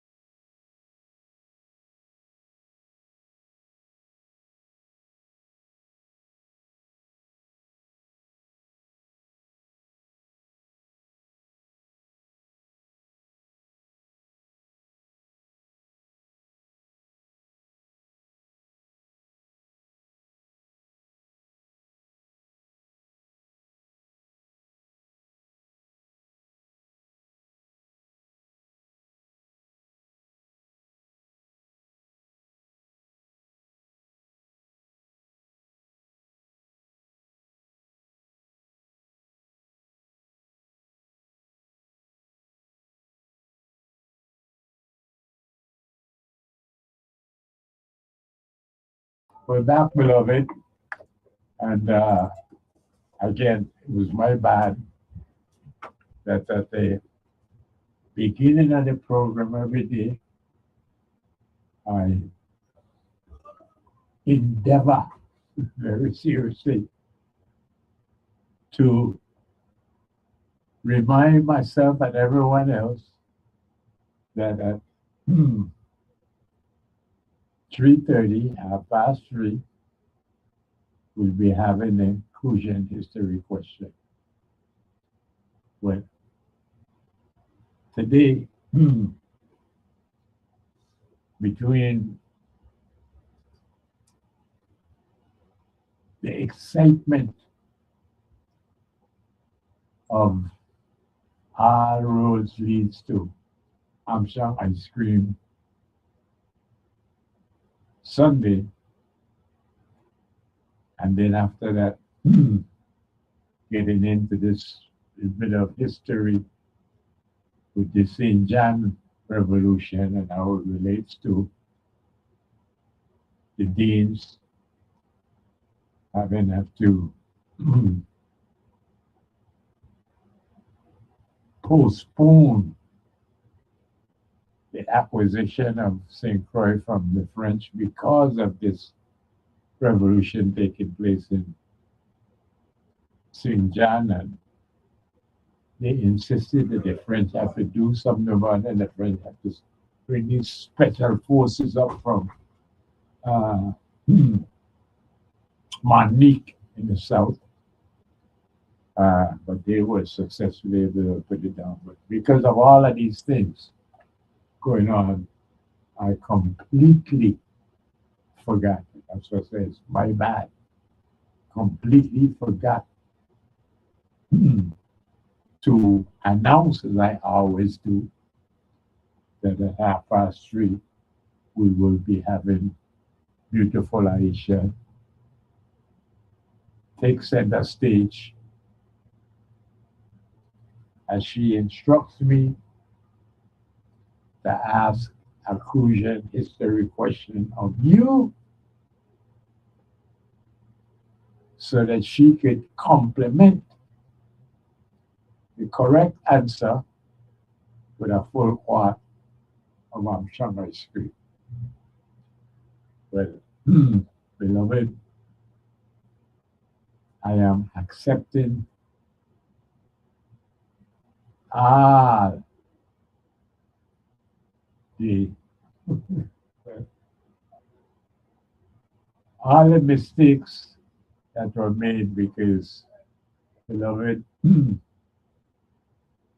it was me who was so caught up in all of these things that I forgot about it. And so here I am now saying that, beloved, we are about 20 minutes or so away from our crucial history question for today.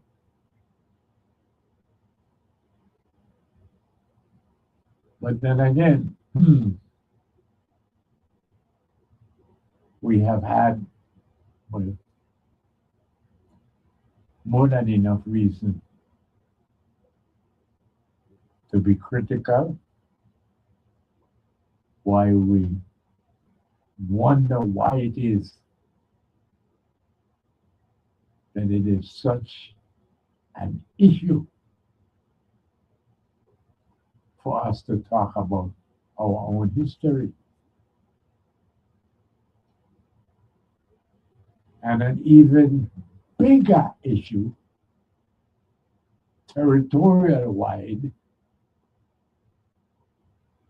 that back in 1983, Senator Boyd Bryan was able to successfully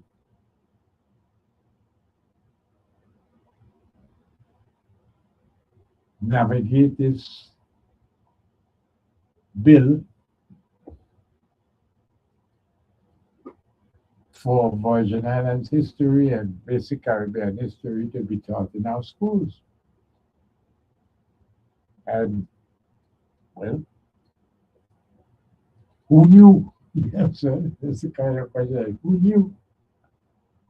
Who would have thought, beloved, that this would be the issue that it has become 42 years later? That we can't figure out why it is such an issue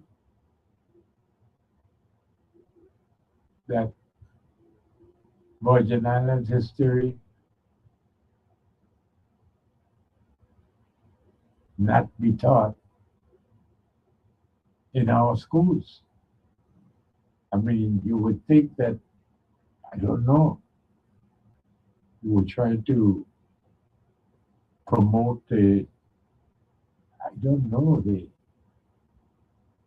independence from the United States of America or the, I don't know, but something dastardly like that that's uh, against our unincorporated status as a territory because, beloved, all of these things, it just don't make any sense. To date, you tell me if you know different, but to date, I don't know of anyone, any institution, any agency of our government that has said that it's a bad thing to teach Virgin Islands history. No one has said that. But yet, it's an issue, beloved. Yes, it's an issue. And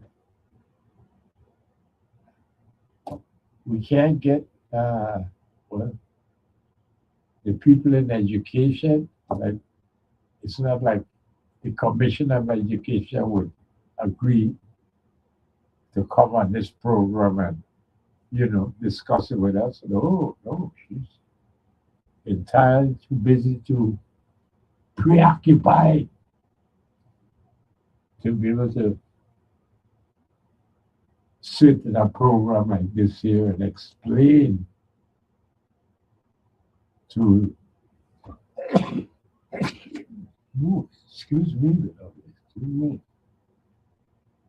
But yes, it shouldn't be a major issue, but it is for the Commissioner of Education to be able to just come on. And it doesn't have to be my program.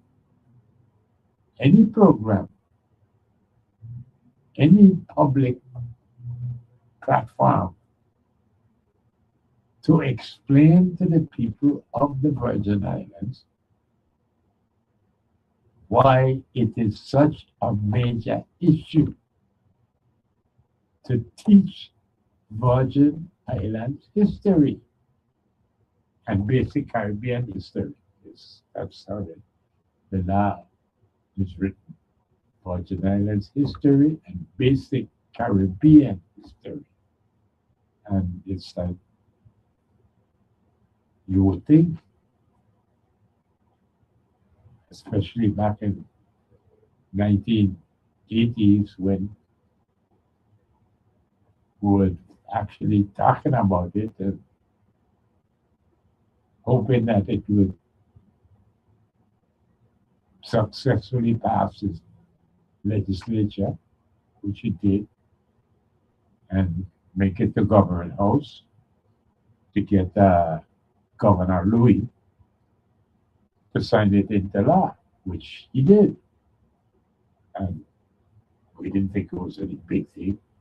It's like, what's the issue? But then the next thing you know is the Commissioner of Education was the man that would later become governor. This Charles Turnbull.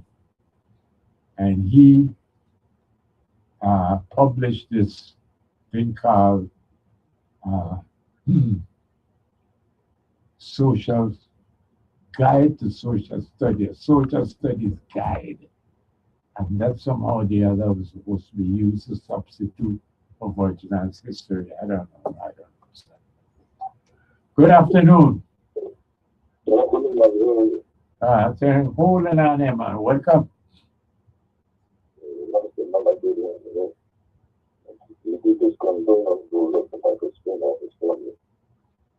He's a good friend that grew up with us in the community.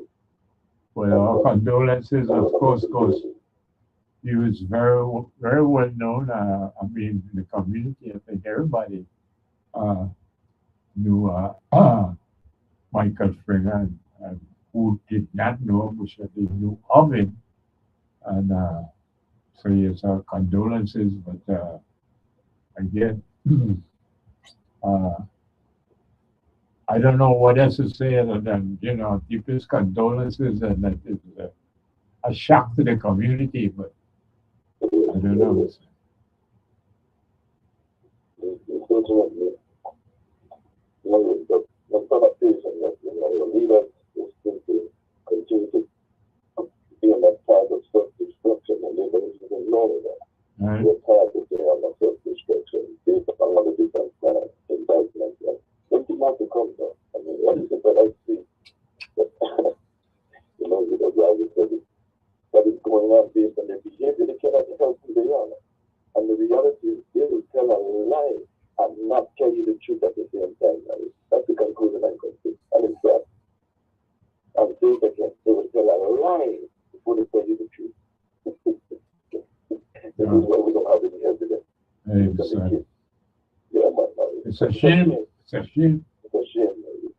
So I just want to, that's what came to mind, and that then people who got things will come to the people that they must understand the truth. The real things is Right. seek it, Yeah. It's a shame that and you just want the person to be a better place to the people in the community, That's Yeah. the reality of this. You have to develop this is who we are. It's a shame that the leaders are not respecting issues of themselves and not the community. Right. So I'll leave on that, man. I'm here. Thank you, man. Thank you. Thank you. You stay sharp. You stay sharp. Yes, sir. Good afternoon. Hello. Hello. Yeah, Mario, I'm sorry. Welcome. Get my comida en mi boca. It's all right, man. Okay. No, I was listening to you talking about the situation with Lord Brian Bill. Yeah, maybe you have an explanation. Help me out. I just don't understand why it is so controversial to teach our own history to our own children. Well, as I told Bob before, and I've mentioned before on those stage talks, radio, that the only thing wrong is because it was Bob Brian that came up with it. Bob will get the credit. No, he can't get the credit. I mean, the dominant Democrats were there. They had enough votes to come up with bills better rather than if they feel like they wanted to. Yeah. But Bob came with it, so that's why they ain't gonna win. Wow. They hot Bob, of course not. I'm sure you feel a bit bad about this in some ways, but they have a children. That's just it. I mean, our children have no identity. We have no idea, as to how we came to be who we are. That's what history is. Mario, people ask me that all the time when I travel, particularly through the southern states of the United States. What is wrong so that, they'll say you are back in the one that don't want our own children to know about themselves. Yeah. I mean, I look, what could I say, buddy? Do I I don't know. Well, that's where I am at. You know, for decades, because it's 42 years of trying to understand. You know, and I hear you. You know, but Brian, being the controversial figure and whatnot, so forth and so on. But Lord Harry, the judge, I mean, to punish Bob Bryant is your objective. Okay, but you mean you would actually punish an entire community, an entire territory, Maybe an just entire generation and more. as we Barry, said, it's, I you mean, know, yeah. I can't get it fathomed. I mean, I don't know. I mean, I don't know. I would go as far as to say, I believe if they wanted it to pass and agree that it was, maybe Paul Raymond said, take my name off of it and put on our own name. But pass it. I agree with you, but I mean that's what I'm saying for 42 years. You know, 4 decades going on 5, and we headed to be a half a century with this matter here. And you mean to tell me that even going through the courts, we can't get a solution? I mean, this, Are you? This 42 years, you said. yeah, I am saying that if that was a dominant Democrat bill, 42 seconds would have been too long. It would have passed. I agree. I agree. But, But you know, you got to wonder how they feel. I mean, they really got any feeling as if, Jesus Christ will make a mistake. I mean, even the judge, 3 branches of government could be so dominant in control that they don't care if the three of them get crushed to earth. you tell me, son, but again, I can kind of say, I am no psychiatrist. I am no psychologist. I don't have any expertise in them disciplines. But Lord Harry, the judge, the fact that the United Nations could say that per capita, the Virgin Islands have the highest murder rate in the Caribbean. You mean it doesn't have any connection to the fact that we don't have any identity to pass on to our children by not giving them an history? So, Mario, and another thing too, per capita, we lost more soldiers in Vietnam. I lost 7 from my graduating class. There you are. There you go. Oh my God. Are we still second class citizens? And I mean, that's why I've been saying here this afternoon. It's like, wait a minute. You would think that we are advocating for the independence of the Virgin Islands from the United States. This issue has been so critical that teaching the Virgin Islands history, is well, it's the most controversial thing we've had in years. Mario, but then you see, you mentioned a while ago, and I wouldn't second guess you and say maybe it was a mistake. I'm sure you could say exactly in what vein you meant that statement by no one has said up to this 43 years now going into that it's a bad piece of legislation. The only thing that come back to my mind, a Brady, but a white one. I understand you was a judge of God. Yes. Said that the children don't need to know about themselves, but we have enough history already was to that effect. Yes, he was the first judge to get the case back in 2013, and he said that we don't have enough history. That is why we've given the shortest month of the year, and we still don't have enough history. to supply the needs. Then you really don't know about evolution and history. You don't. But the thing is that he dismissed the case, and we had to go to the Virgin Islands Supreme Court, to get that reversed. I mean, this is the history of this issue. But Mario, this August jurist, as I'm sure he considered himself to be, don't know that black was the first civilization. You don't know that? Obviously not. This is this person Douglas. I don't remember. Brady is the. Yeah, I read that Brady. Yeah. What about he still has been Christ? I think so. Oh, okay. Mr. Brady, call me. Let's whip you. But I mean, Mario, I don't know. It's really, but then you look around and see on to today, Yeah. them and those that came behind them that were at that time young Democrats, they have grown up and now become dominant Democrats. Yes, I'm talking about Albert Bryan and the cabal. Yeah.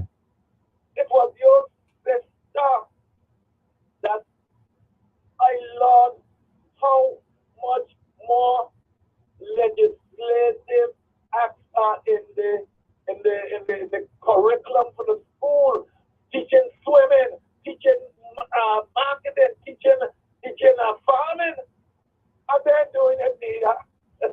The governor himself, Albert Bryan, said, we don't like it, we are dirty, so we don't like farming. It's sadness, and it's just I don't know. I don't know, my son. I don't know. But because it would be one thing, if as a result of utterances like these, we reject these people at the polls.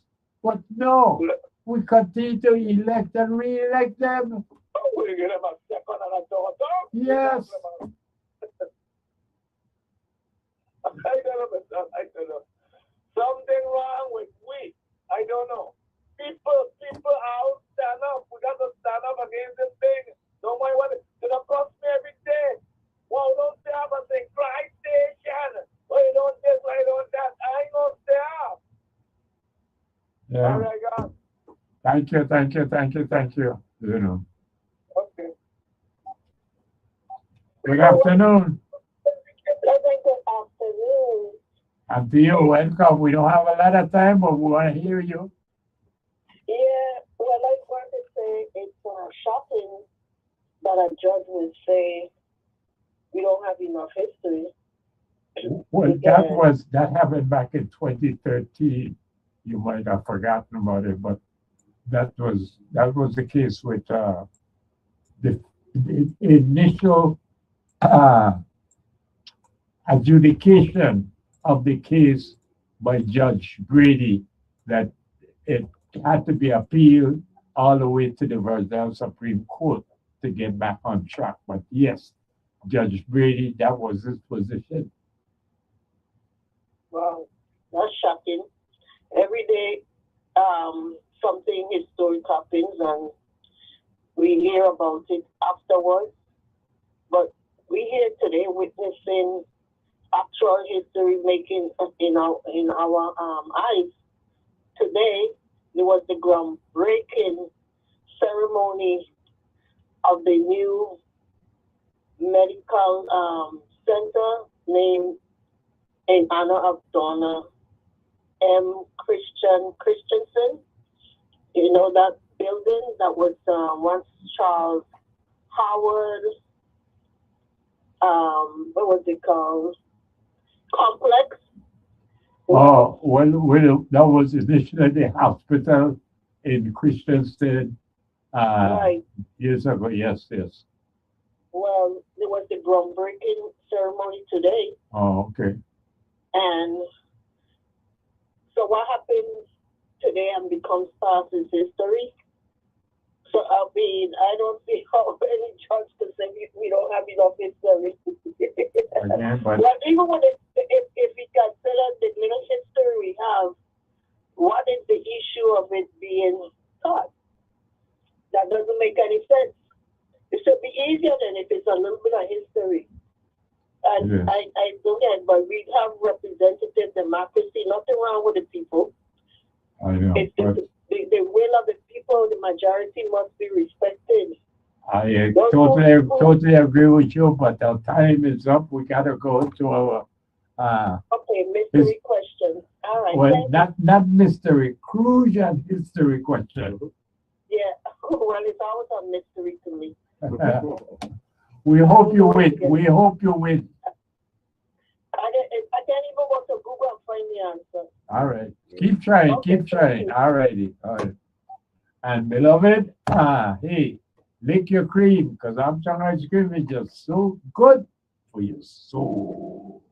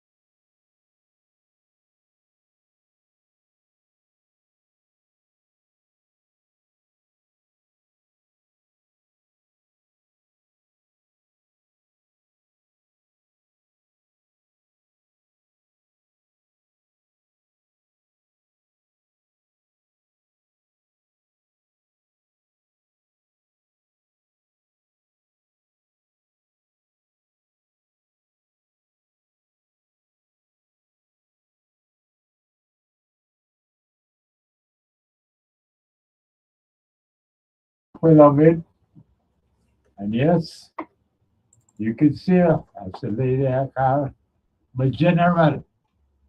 Beautiful Aisha is center stage, and she is prepared to compliment the winner. This Crucian history question is all her idea, and she instructs me to come up with a Crucian history question, and the correct answer will be complimented by her with a full quart of Armstrong ice cream of your favorite flavor. And that is what we say, you can't beat that, not even with a black wattle stick. Beloved, amongst all the other things we talked about today, we talked about some local political history. And so let us go there for our question today. And let us see. The last caller said she couldn't find it, not even on Google. Maybe she could find this on Google, I don't know. But here is the question. Beloved, we want you to tell us the name and the amount of time. Who has been the longest serving senator from St. Croix in the legislature? Tell me the person's name and how many years did that person serve in the legislature? How many years or how many terms? Any which way you want to look at it, but we want the name, and the amount of time that is spent. So that is your question for today. Give us the name of the St. Croix senator that as of today, we are now in the 36th legislature, which means that we have 72 years of legislative history to deal with. 72 years. 36 legislature. Each legislature is 2 years. And we are asking you to tell us the name of the senator from St. Croix who has served the longest and the name of that senator. Good afternoon to you. Hello? Hello. Yes, we want to know the name of the senator who served the longest. Senator Alicia Chucky Hansen. Senator Alicia Chucky Hansen. Will you tell us how long Alicia Chucky Hansen was in the legislature? I was 25. I really don't know how. I know she was the longest, but I think it's 25. I'm not sure. Well, I have to for sure tell you, wheel and come again. All right. Yes, beloved, we want to know who has been the longest serving senator in the Virgin Islands legislature, but from St. Croix. We're talking about St. Croix senators in the legislature. Who has been there the longest and how long have they been there? And what do you tell us in terms of years or in terms of legislature sitting? Because a term is 2 years, and as we know, we are now in the 36th legislature, and so that's 72 years. Good afternoon. Yes, good afternoon, Mario. Yes, tell us. Yes, man. I would say Senator Alicia Chucky Hansen. Okay? Uh, And I want the number now. okay, I would say 22 years. How much? 22. 22 years. And I would say to you, wheel and come again. Okay. All All right. right. Okay. All right. Beloved, it's very, very interesting, you know. So it is Senator Alicia Chucky Hansen. Good afternoon. Yes, Here, Mario will be Alicia Chucky Hansen, 10 terms, 22 years. 10 terms, 22 years. Well, Yeah. wait a minute. Wait a minute now. Again, I just want to know how you get 22 years out of 10 terms. Is that I'm good. So, I don't wheel and come again. You really need to wheel and come again. 10 terms, 22 years? No, Okay, so I only got half of it. I ain't said such a thing. I said wheel and come again. Beloved, you know what? 10 terms, 22 years. And a term is 2 years. So 10 times 2 is 22. Oh my Lord. Even arithmetic is giving us a laugh later than this one. I don't know what to tell you. Don't know what to tell you. You know? Oh boy. Hmm.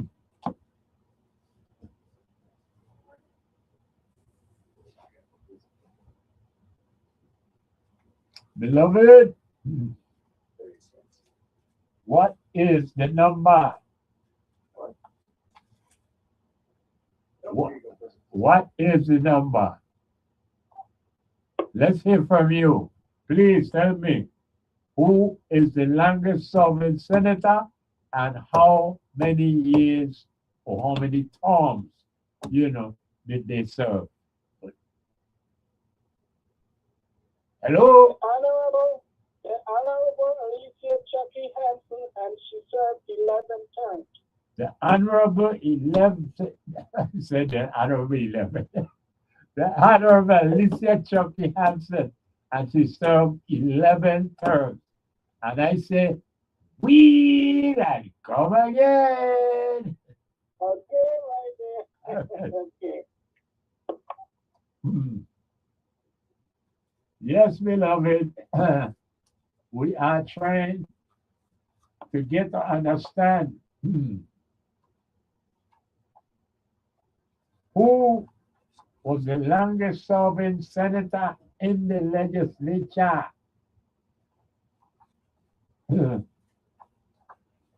And good afternoon. Yes. Yeah, good afternoon, Mario. Yes. Alicia Chucky Hansen, 10 terms. Alicia Chucky Hansen, 10 terms. Yes, sir. Well, you ain't gonna say 10 terms, 22 years, right? No, 10 terms, 20 years. 10 terms, 20 years. And I said, we and come again. Good afternoon to you. Welcome. Mario, Yes. Alicia Chucky Hansen, 9 terms, 18 years. Ah, you get your arithmetic together now, man. Yes, sir. But I still gotta tell you, we and come again. Okay. Yes, all right, welcome. That's me, Mario. Yes, that's you. Well, Alicia Chucky Hansen, 12 terms. Alicia Chucky Hansen, 12 terms. And I said to you, we like come again. What a thing. Yeah. But beloved, I hope that we see it here how much we need to have our own history lessons. I mean, we only 84,000 people now. This is what they tell me. 84,000 people. We had gone up to as high as 106 or 108,000 people. But we're down to 84,000 now. And Lord Harry, the judgment. Come on, let's know our history. Good afternoon. Good afternoon. Good afternoon. I'm looking for the longest serving senator from St. Croix. From St. Croix. Yes, Oh boy. St. Croix. These are crucial history questions here. Yeah, must be Brother Hatch. You said Brother Hodge. I said, well, it said Brother Hodge. Well, how many times? Or how many years? That got to be maybe 24 years. All right. We like come again. Good afternoon. I'm looking for to find out who is the longest serving senator from St. Croix. Chucky Hansen, Yes. 9 songs, 18 years. 9 terms, 18 years. And I just need you to know that that was given to me already, and I had to say, we and come again. Hello? Yeah, hello, Mario. Yes, tell me, man, tell me, who is it? Chucky Hansen Yes, has 8 songs. Chucky Hudson, 8 pounds. And I say, we and come again. What a thing, yeah. Beloved, you're scratching your head, you say, how kind of which we here, and you can't figure out. Look, I mean, a simple question I asked you, you know. St. Croix senator who served the longest term in our legislature. Please tell me. Good afternoon to you. Hello. Good afternoon. I said 7,000, 14. You said Alicia Chucky Hansen, 7 terms, 40 years. Yes. And I say, we and come again. Good afternoon to you. Mario, I am back. You're back, and I am still here trying to get a correct answer to a very simple question. Yes, I am staying the course. Alicia Chucky Hansen, 11 term, 22 years. Ah, you're getting your arithmetic together. We and come again. All right, buddy. Yes, good afternoon. I'm still looking for the name and a number. Yeah, go there again, Mario. Yes. I say, Walter, I am Hodge. Walter, I am Hodge. Uh-huh. How I many? would say he's for 12 years. 12 years, which would be 6 terms. Uh-huh. And I would say, we and come again. Okay, all right. What a thing, yeah. Beloved, I check yourself, you know. Check yourself. Because we are talking about ourselves. We're talking about no foreign place and no nothing. We're talking about the 84 square miles of St. Croix and the representatives we have elected to our legislature. And all we're asking is which legislator we elected the most. Give me the name and how many times or how many years. Good afternoon to you. Welcome. Alicia Chucky Hansen, 8 term, 16 years. else. I'm glad that you're getting your arithmetic together. But I could still not sing, but I could say it. Wheel and come again. Ah, yeah, yeah, yeah, yeah, yeah. Ay, ay, ay, ay, ay. Beloved, what a thing, what a thing. Good afternoon to you. Okay, I try one more time, Mario. Okay. Yeah, I would say, Walter, I am had 7 terms, 14 years.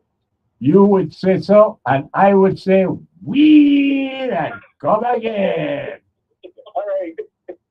Beloved, I mean, let me tell a little bit of truth in here. I was talking with my boss in here, and he didn't have the correct answer either. Did not have the correct answer. And I was saying to him, I said, you mean to tell me we are going to have a problem finding this thing out? Because I told him the correct answer. And he says, wow, well, we'll see. But here we are, beloved. I mean, I don't know what to tell you other than that. You surprised me. I thought the not one long ago, don't tell me, but hey, we shall see. Let's see. Good afternoon. Yes, that's your financial 11 times 22 years. And wheel and come again. Good afternoon to you. 26. Wait, slow down, please. Oh, Now tell us, listen. 1, 3. 13. Yes, So that'll be 26 years. yes. And I say, wheel and come again. What a thing, yeah. What a thing. Good afternoon to you. Help me out, man. It's getting embarrassing now. Okay, 12 times 2 is 24. Alicia Chucky Hansen. Wheel and come again. Oh, my It's Lord. harder than I think. Well, you tell me, son. But the one thing is, we don't have the last 5 minutes now. And all I can tell you is that we don't pass 4 o'clock. So I'm soon going to be giving some clues. I have to, and I'm telling you, it is embarrassing. Yes, I thought I know it, Well, you will and come again. Oh, Beloved, it is, I don't know what I want to say. It's embarrassing. You understand? And it speaks to how these good foreign misleaders could really use us up, because we don't, I don't know. Good afternoon. What's the name? What's the number? Alexander Moorhead, 6 stones. Alexander Moorhead, 6 6 stones. storms. 6 storms. And I say, wheel and come again. Beloved, let me just give a little hint with this one here now. Like this last person just said, Alexander Moore, well, of course, that was my brother. But when you say 6 terms and 12 years, stop and think. You think that the longest serving senator from St. Croix would just have been just 6 terms? Stop and think, Stop and think of what you're doing, because I think that one day make me say to you that, come on, man. Even if you're going to try a different name and you're going to try in Alexander Moore and say, well, hey, that's the brother, he trying to pull one over that. But don't come back and say, no, 6 terms, 12 years. Come on, man. I mean, the longest someone said that it's going to have to be more than 6 terms. No, come on. Good afternoon. Alicia Hudson. 24 years, 12 songs. 12 times Alicia Chucky Hansen. Win and come again. And now, beloved, because we don't, well, let me just say this to you.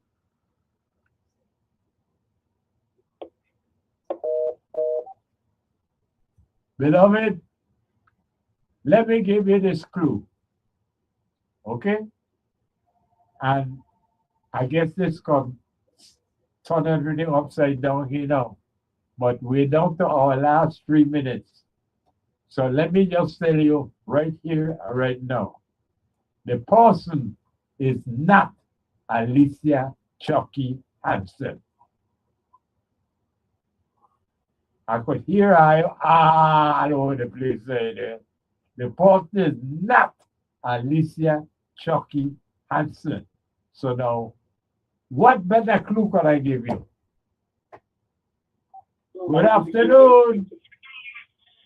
Yeah, we're calling from Tennessee, but we have the answer. Thank you.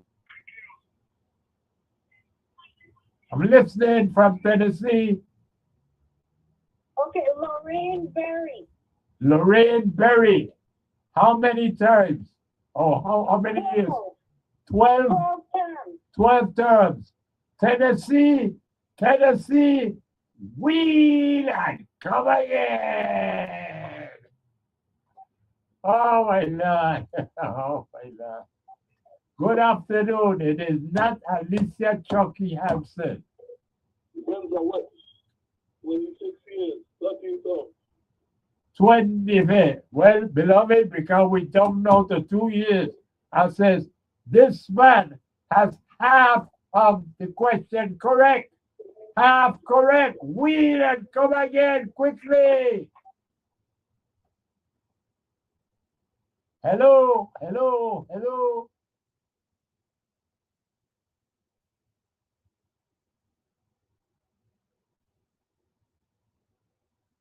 Good afternoon. 19 years, 9.5 songs. For who? Chucky Hansen. You ain't hear it, man. I says, the clue is it is not Chucky Hansen. That's the clue. You gotta be kidding me. I ain't kidding you. No, please, before you say anything, we letting you know it is not Chucky Hansen. And a question was answered, 2 hours ago. Half was correct. What was in the second half? No. Uh-huh. Vince Lewis.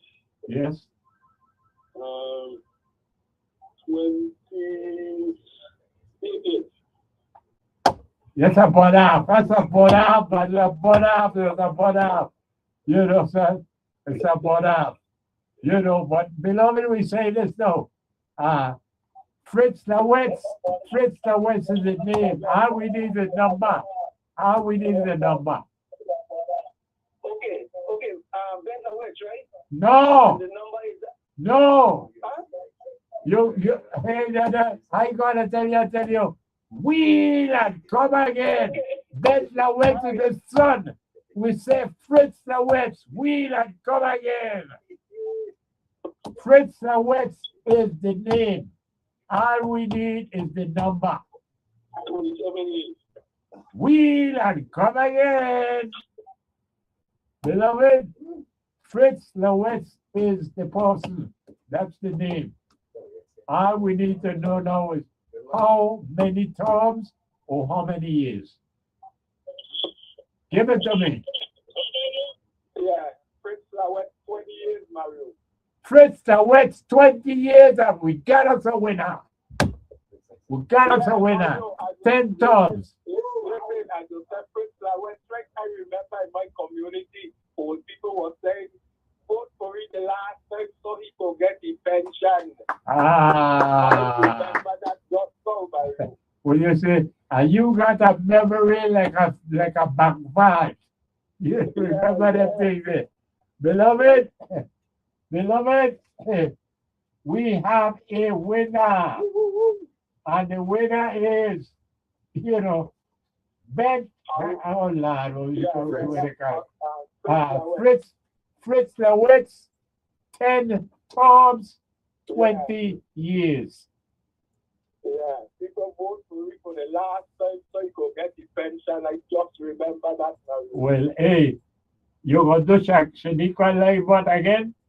No, Horace Tracy. Horace Great, yes. Yeah. I remember let me see. Let me spell it right. Creigthton. Yeah. All right. Yeah.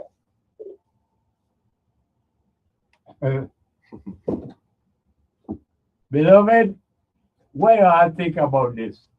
Now, I think great things of you because me, nobody, I got a mind like yours. And I got a sneaking idea why it is that your mind so sharp now. But I ain't going to say that on the radio or anything like that. But I am only too proud of you. Proud of you that, what they call it, that you able to, when to do what you do. You understand? And all I can say to you, don't stop, son. Don't stop. You know, Yeah, but man, people in the community or people, I could remember that distinctly, Mario. you see that? I used to listen. Well, don't stop listening because a lot of people like to talk more than they don't listen. And I think you learn more by listening than by talking. Yeah, yeah. So again, congratulations to you one more time. Horace Creighton, again, well, he will decide what kind of ice cream you want to get, you know. Yeah, But man, Mario. again, congratulations. The winner is Fritz Lawetz, and that is his name. And he was in the legislature for 10 terms, 20 years. Alicia Chucky Hansen, just so you know, Alicia Chucky Hansen was in the legislature for 8 terms. Eight. Oh, okay. Set up well with 16 years. Yeah. All right. Just 8. Not and I was Fritz West, just like you said, was in there for 2 terms longer.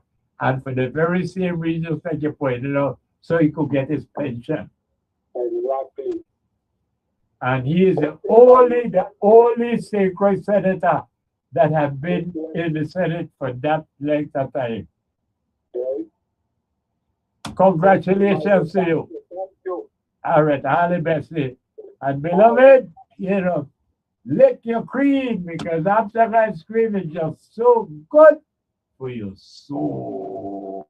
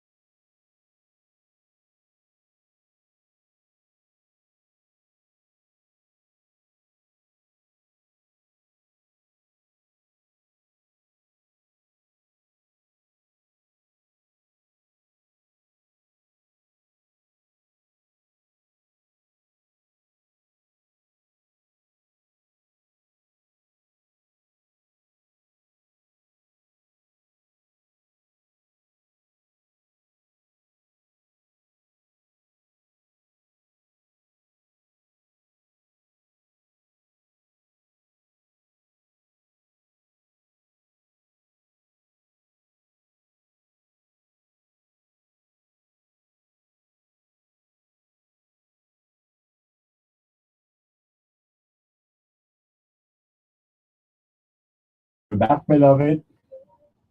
And I think we all know this is last lap.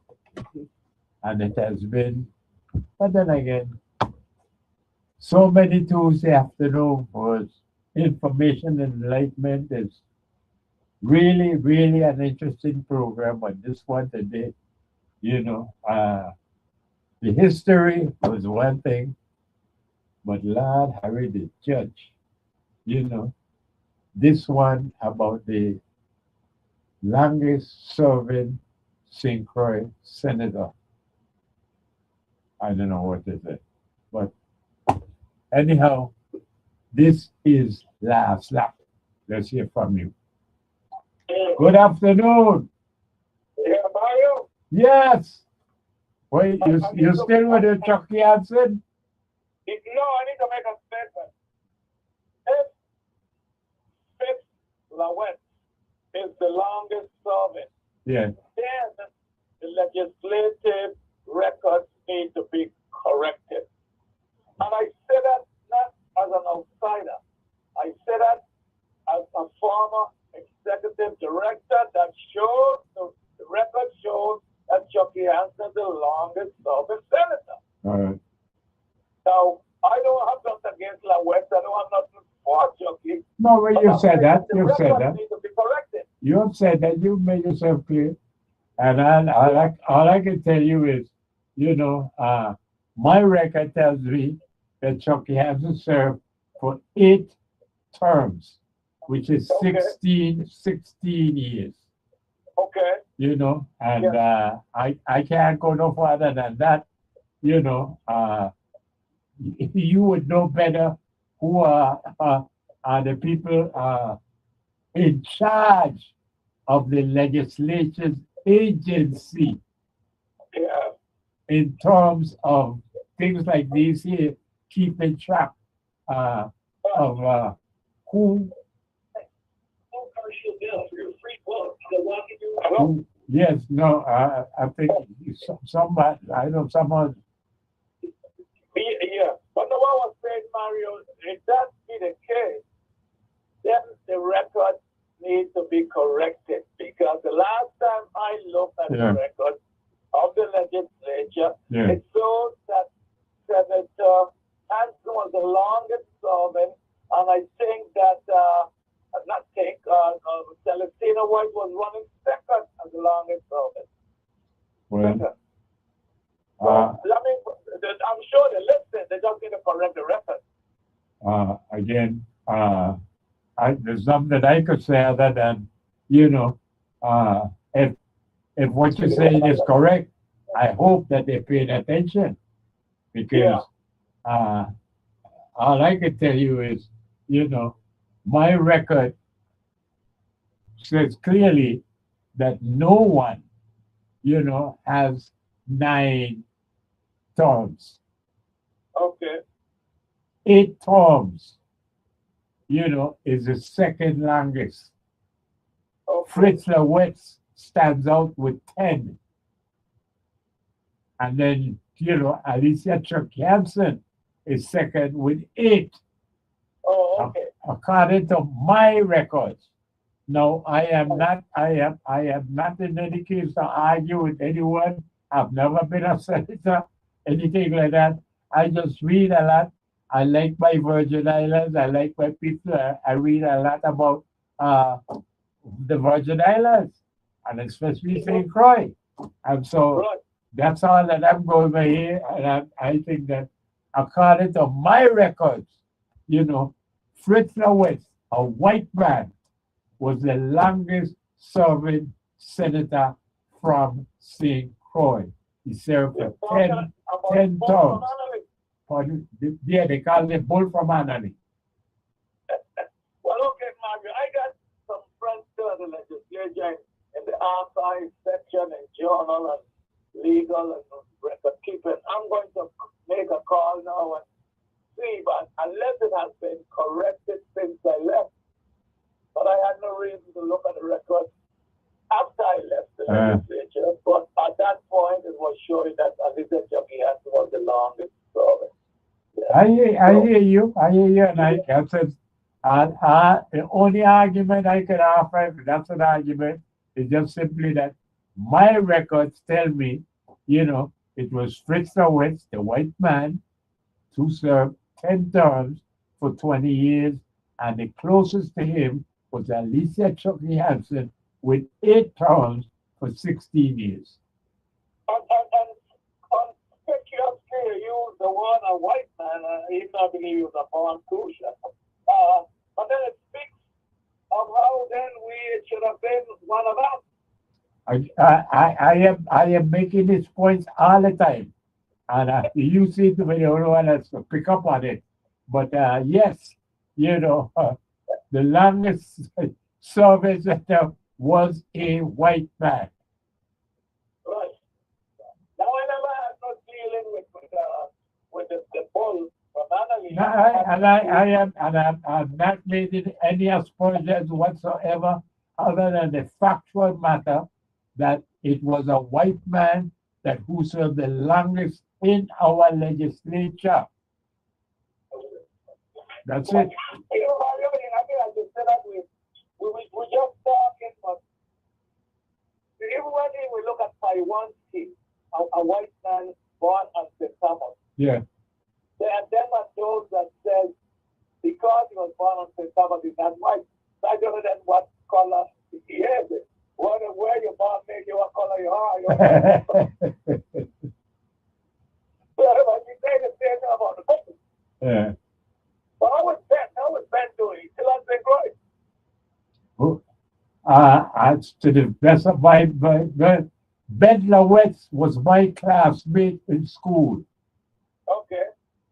And yes, I don't think he's passed away. So as far as I know, I saw him maybe a month or two ago. I saw him, and it just so happened it was inside of Absalom ice cream. Oh, he was getting some cream. Yes, and I saw Ben Lowitz, but that's Fritz Lowitz is his father, and they run Annalee Farms here in St. Croix, where they sell a lot of meat products. Yeah, but they used to call Ben baby bull at one time. But what I remember most about Ben, when ICM was in charge of the legislature during the 90s, brought in as president, brought as majority leader, I am the executive director. It was Ben that led the coup, along with the same Chucky Hansen, to throw us out. But it didn't work. I don't know, if I laugh at these things, Well, what else you gonna do? You can't cry. No, that's for sure. I would have no reason to cry. It's all his story. Okay, Mario, you got up there? All the best, man. Thank you. Yes, sir. But yes, beloved, there you have it. And again, I don't know what to tell you because I'm dealing with the facts. The historical evidence is there. Just like we were talking about the history, we were talking about the slave code of 1733. Again, beloved, you might not like it. You might want to know, why would anybody have such a inhumane, barbaric, code? People, and I say, well, that's the code that our enslaved ancestors had to live by. And that's why they rebelled and started a revolution in St. John, because this is the chattel enslavement as an odious institution was bad enough. But now comes this Governor Gardelin with his slave code. No. We ain't taking that. And so within 2 months of that proclamation of this new slave code, our ancestors have started a revolution in St. John.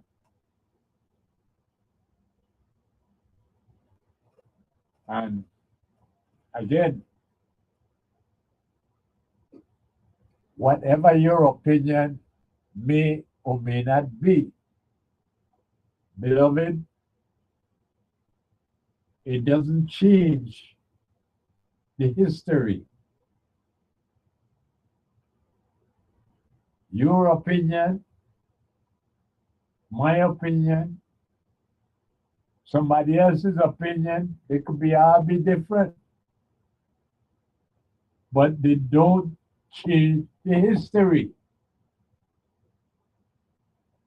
And the history is that, yes, in September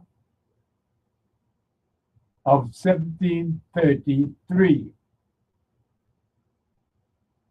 a new slave code was put in place for our enslaved ancestors in St. John. It had 8 articles to it. I read that, matter of fact, swing on a card. Let me give you this thing so you could have it, because this is one last time. Beloved, here you go. I'm giving you the 8 articles of this new slave code that was published in September of 1733. Number 1, any slave who raised his hand to hit a white person would be pinched 3 times with a hot iron, and additionally lose the offending hand or be hung as preferred by the offending white. Number 2, the testimony of any reputable white person was sufficient evidence of the guilt of a slave. Number 3, a slave meeting a white person on a road had to step aside and allow the white to pass. Failure to step aside resulted in whipping. Number 4, slaves who attempted to poison their masters were to be tortured with hot irons and afterwards killed. Number 5, leaders of runaway slaves were also to be tortured with hot irons and then hanged. Slaves guilty of planning conspiracies were to lose a leg. But if the owners requested leniency, as owners were inclined to do in order to preserve the slave's ability to work, the punishment was reduced to 150 lashes and the loss of both ears.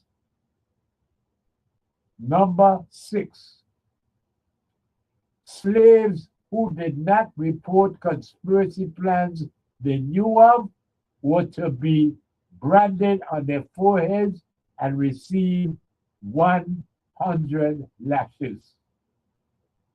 7, free Negroes who harbored slaves or thieves who were in any way involved in runaway plots were to be flogged, deprived of their property, and sold into slavery. Number 8, informants of any plots were to be given cash awards and their secrecy would be protected. And that, beloved, were the 8 articles of the Slave Code of 1733 that caused our ancestors in St. John to rebel in a revolution just 2 months after the publishing of this new slave code.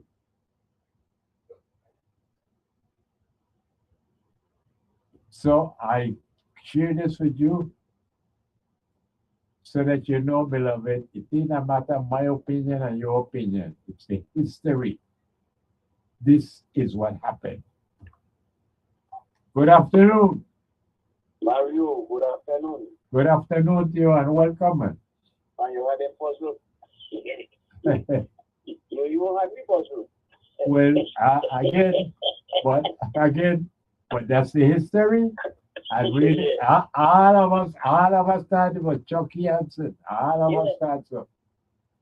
A lot of people call and say, and I try to think back deeper. Yeah. The men might run across like a Satan. Yeah. Like that's where they answer. I want to go much of that time leaving. That's one thing that people that my show will be on today 6 o'clock. Yeah, and the Kwame show. Yeah. I'll be on at 6 on I live from my home now, so on 6 to 9 tonight. Okay. Good And enough. I suppose I got guests tonight. All right. You don't want to identify the guest. As of right. Okay. Well, like I said, the guests, but supposedly they might take you over.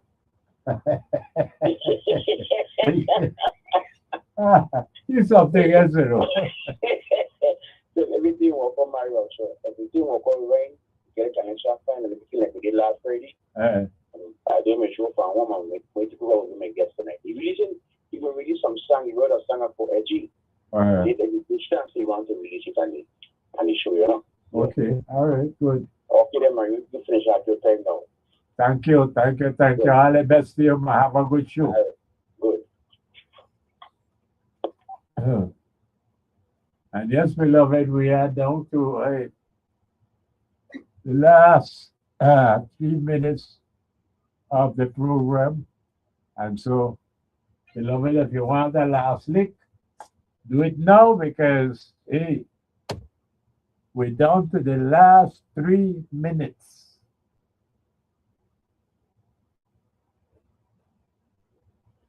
And yes, indeed, somehow or the other, well, I guess it was because it was a long time ago. But Fritz Lawetz was the person with the longest term as a senator. He was there for 10 different terms, 10 terms, 2 years each. So he was there for 20 years. And as the winner pointed out, he said he remembered because people were saying that he needed to have one more term to be able to get qualified for a pension. And well, I guess I used to say a full pension because as a member of the legislature, as long as you're there for 3 terms, I think it is 3 terms, which is 6 years, you qualify for a pension. No, it is not a full pension.